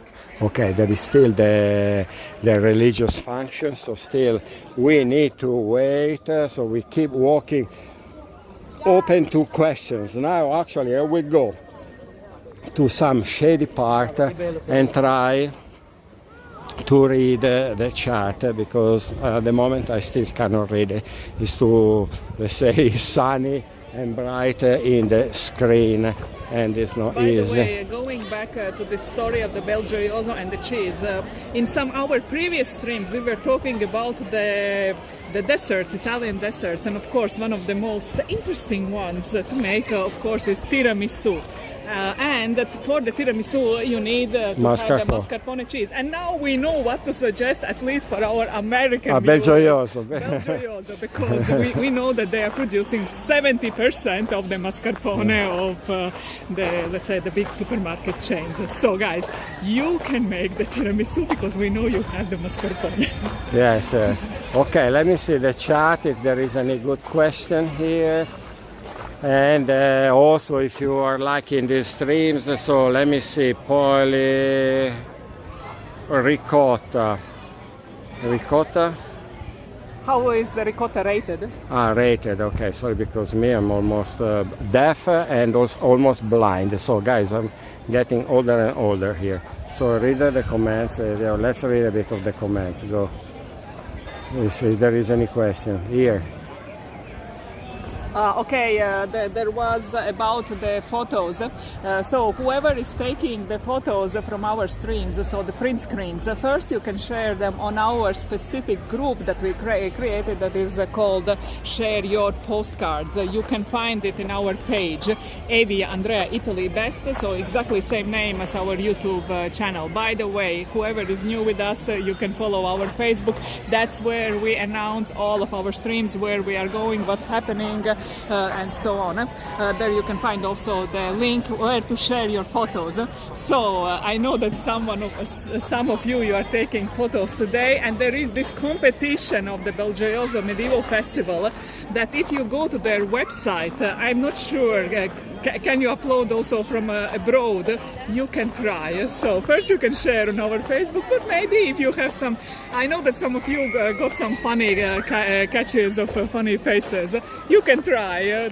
I think there is the maximum of 3 photos you can pick the best and underline that you are very far away. Say where you are from, or I mean, you don't need to give the address, but what I mean is, say I'm from America, I'm from England, and say that you find hard through us, you know, you wanted to be here to take your pictures, but that's what you're the best you could do from a live stream, so they understand, of course, they understand that you had less possibilities than a photographer to be exactly here, but just to show that you were participating today, and maybe you never know, because they might. Africa, guys, there is people from South of Africa today at the Belgioioso-Medieval Festival. Maybe you can win.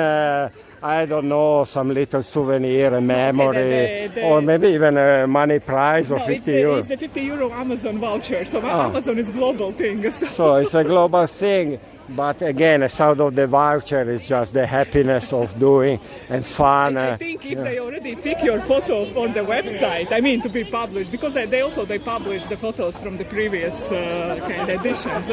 I mean, that's already big. Yes, it's a big thing, and say, look, I'm so far away, but still I love your event. I mean, just out of the fun. I mean, it's not that you need to do it, it's just for you if you want to try to get a 50 euro Amazon voucher. Okay, Cynthia found the site, but she says it's everything in Italian. Honestly, I'm not sure about this English thing. Luckily, with the Google Translate, I think the main thing you need to translate to find where to upload and where to click participate. Yes. So let me see if there is someone to ask, because I wanted to, I see some people coming out from the church for sure. I want to visit the church if it's possible before the streams end. And I wanted to ask where the river is and if it is very far away. So I need to find some local, and because now I'm interested about the story of the river, because for sure was the source in the past for the life here. So let me see if there is anyone here that looks like a local, or maybe the bar tenders, the people that are working here, they might know it. Vigili del Fuoco, yes. Okay, so I will. Okay, so I will ask them.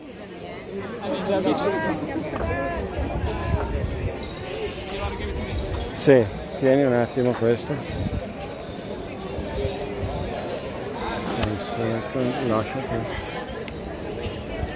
So Andrea will ask the firefighters, where is the river?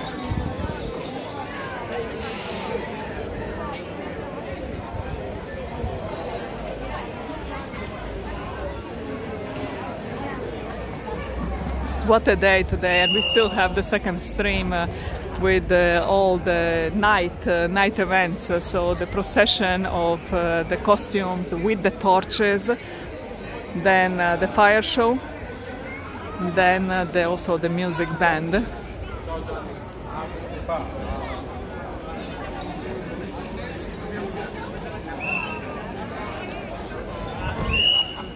It's a nice, charming town. So Andrea now is getting the directions.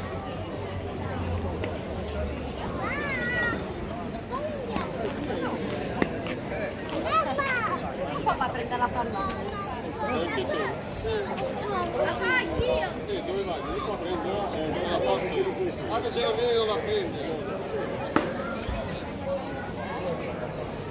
So Andrea is trying to understand how far it is. Let's see if we are lucky and we can also walk towards the river, because the river actually would be nice in this heat, refreshing.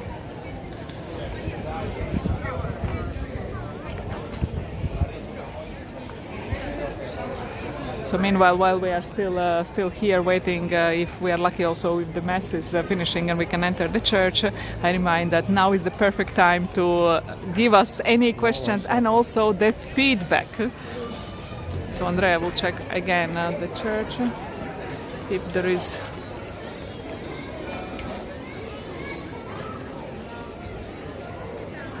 That's a long one. It's a very long function. I think they're still even. It didn't look even towards the end. It looks. But I can't read. No, because there is this. So okay, I asked and they said that nowadays here nearby there is no river. There is the river, but it's kind of walking more than 45 minutes walk from here, and it's not passing here the river. Probably there was some stream or smaller river passing in the past, also because here, as you can see, there is the moat, so for sure there is a source of water, but probably not anymore nowadays. According to a local guy, he seemed local from here, he said no, that now there is not. It's so weird, because in the past actually this area was very watery in general. I don't know. If you ask what the food here in the area, of course, saffron rice, sausage with red wine, fonduta parmigiano, so parmesan fondue, and then cotoletta chicken, and con pana topa. Tofu is like the mouse. Cos'è cotoletta con pana?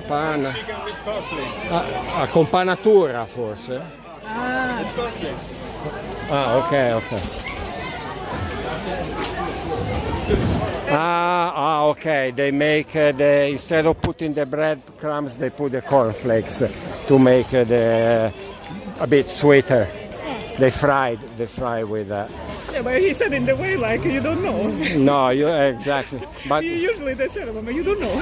Yeah, locally here in Italy, they look at you like, are you from Mars? That you don't know how we cook and do the things locally.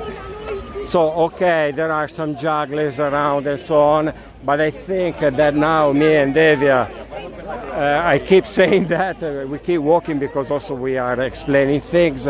I think might be still the fights there with the knights. You can rewatch by rewinding back the stream because there were so many fights. Today were the qualification for tomorrow. Tomorrow is the final, and so I think for this stream we have shown a bit of this town. Tonight there will be more things going on, so torches, procession, then games with the fire, and grand finale with a concert.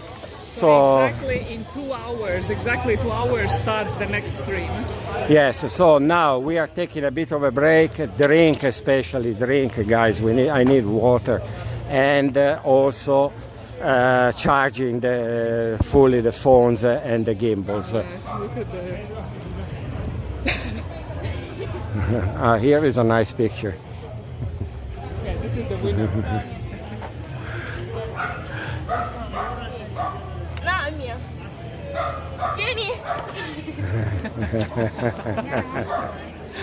Wow, look. Okay, for me this one is winner. Yeah, it is a winner. Hello Max65, just in case if you wonder where we are not in 2026, we are actually in the year 1300. So I hope anyway you had a bit of the fun and the entertainment. That's the most important thing. And once more, thank you so much anyone that is supporting our streams, gives the energy, the fuel for all the future streams.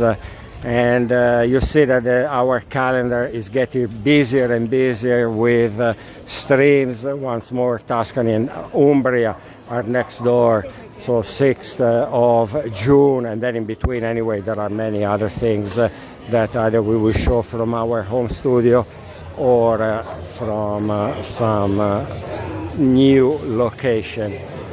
So meanwhile there is arriving the temperature from all around the world, and I think, Andrea, we are the only ones left boiling because Neil in New York has around 16 degrees, Australia, if I understood correct, 12 degrees. What happened, guys? What happened? Why only us, we are still boiling.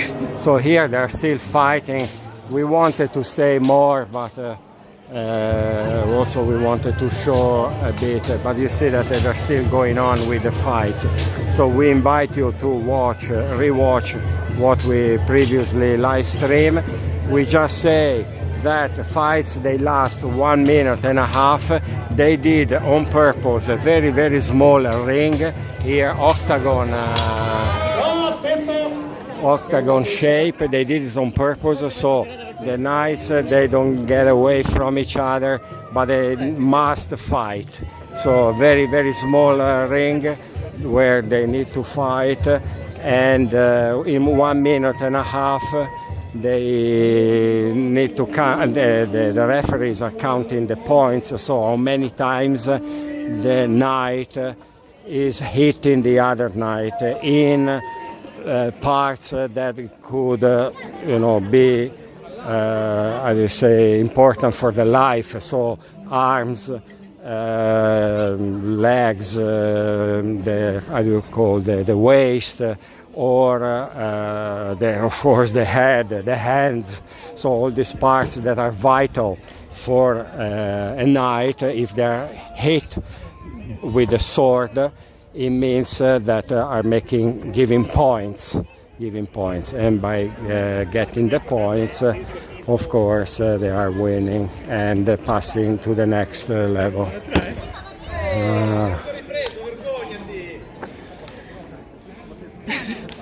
Wow. So here they're trying with the axes. Evia, go. You have more force. I am scared that I will kill somewhere around. I'm scared that I'm gonna launch the axe somewhere. That's exactly my worry, that I will launch somewhere in the crowd. Oh, nice try. So there we are trying with the archers, and here they're launching the axes.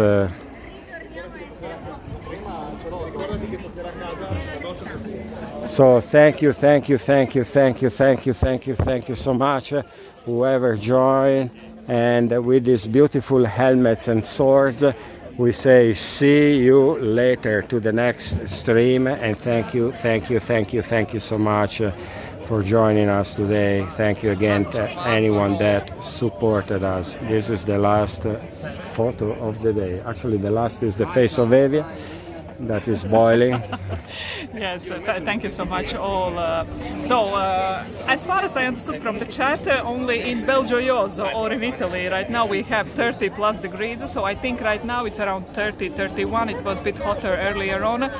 I am all sweaty, but it seems the rest of the world is actually cooling off. Even UK now is 19 degrees, so I don't know, Andrea, we are in the hottest place right now. So again, we hope you had fun and you enjoyed. Take a good care, a bit of the last fight, and then we say finally see you later. Okay, they're talking, waffling. No, okay, they're starting.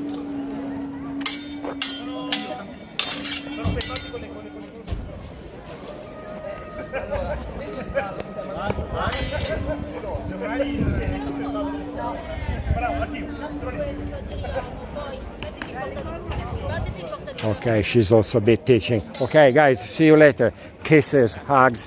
Thank you. Bye. See you soon. Ciao. Take good care. Ciao, ciao, ciao, ciao. Fammi caricare, fammi fermare.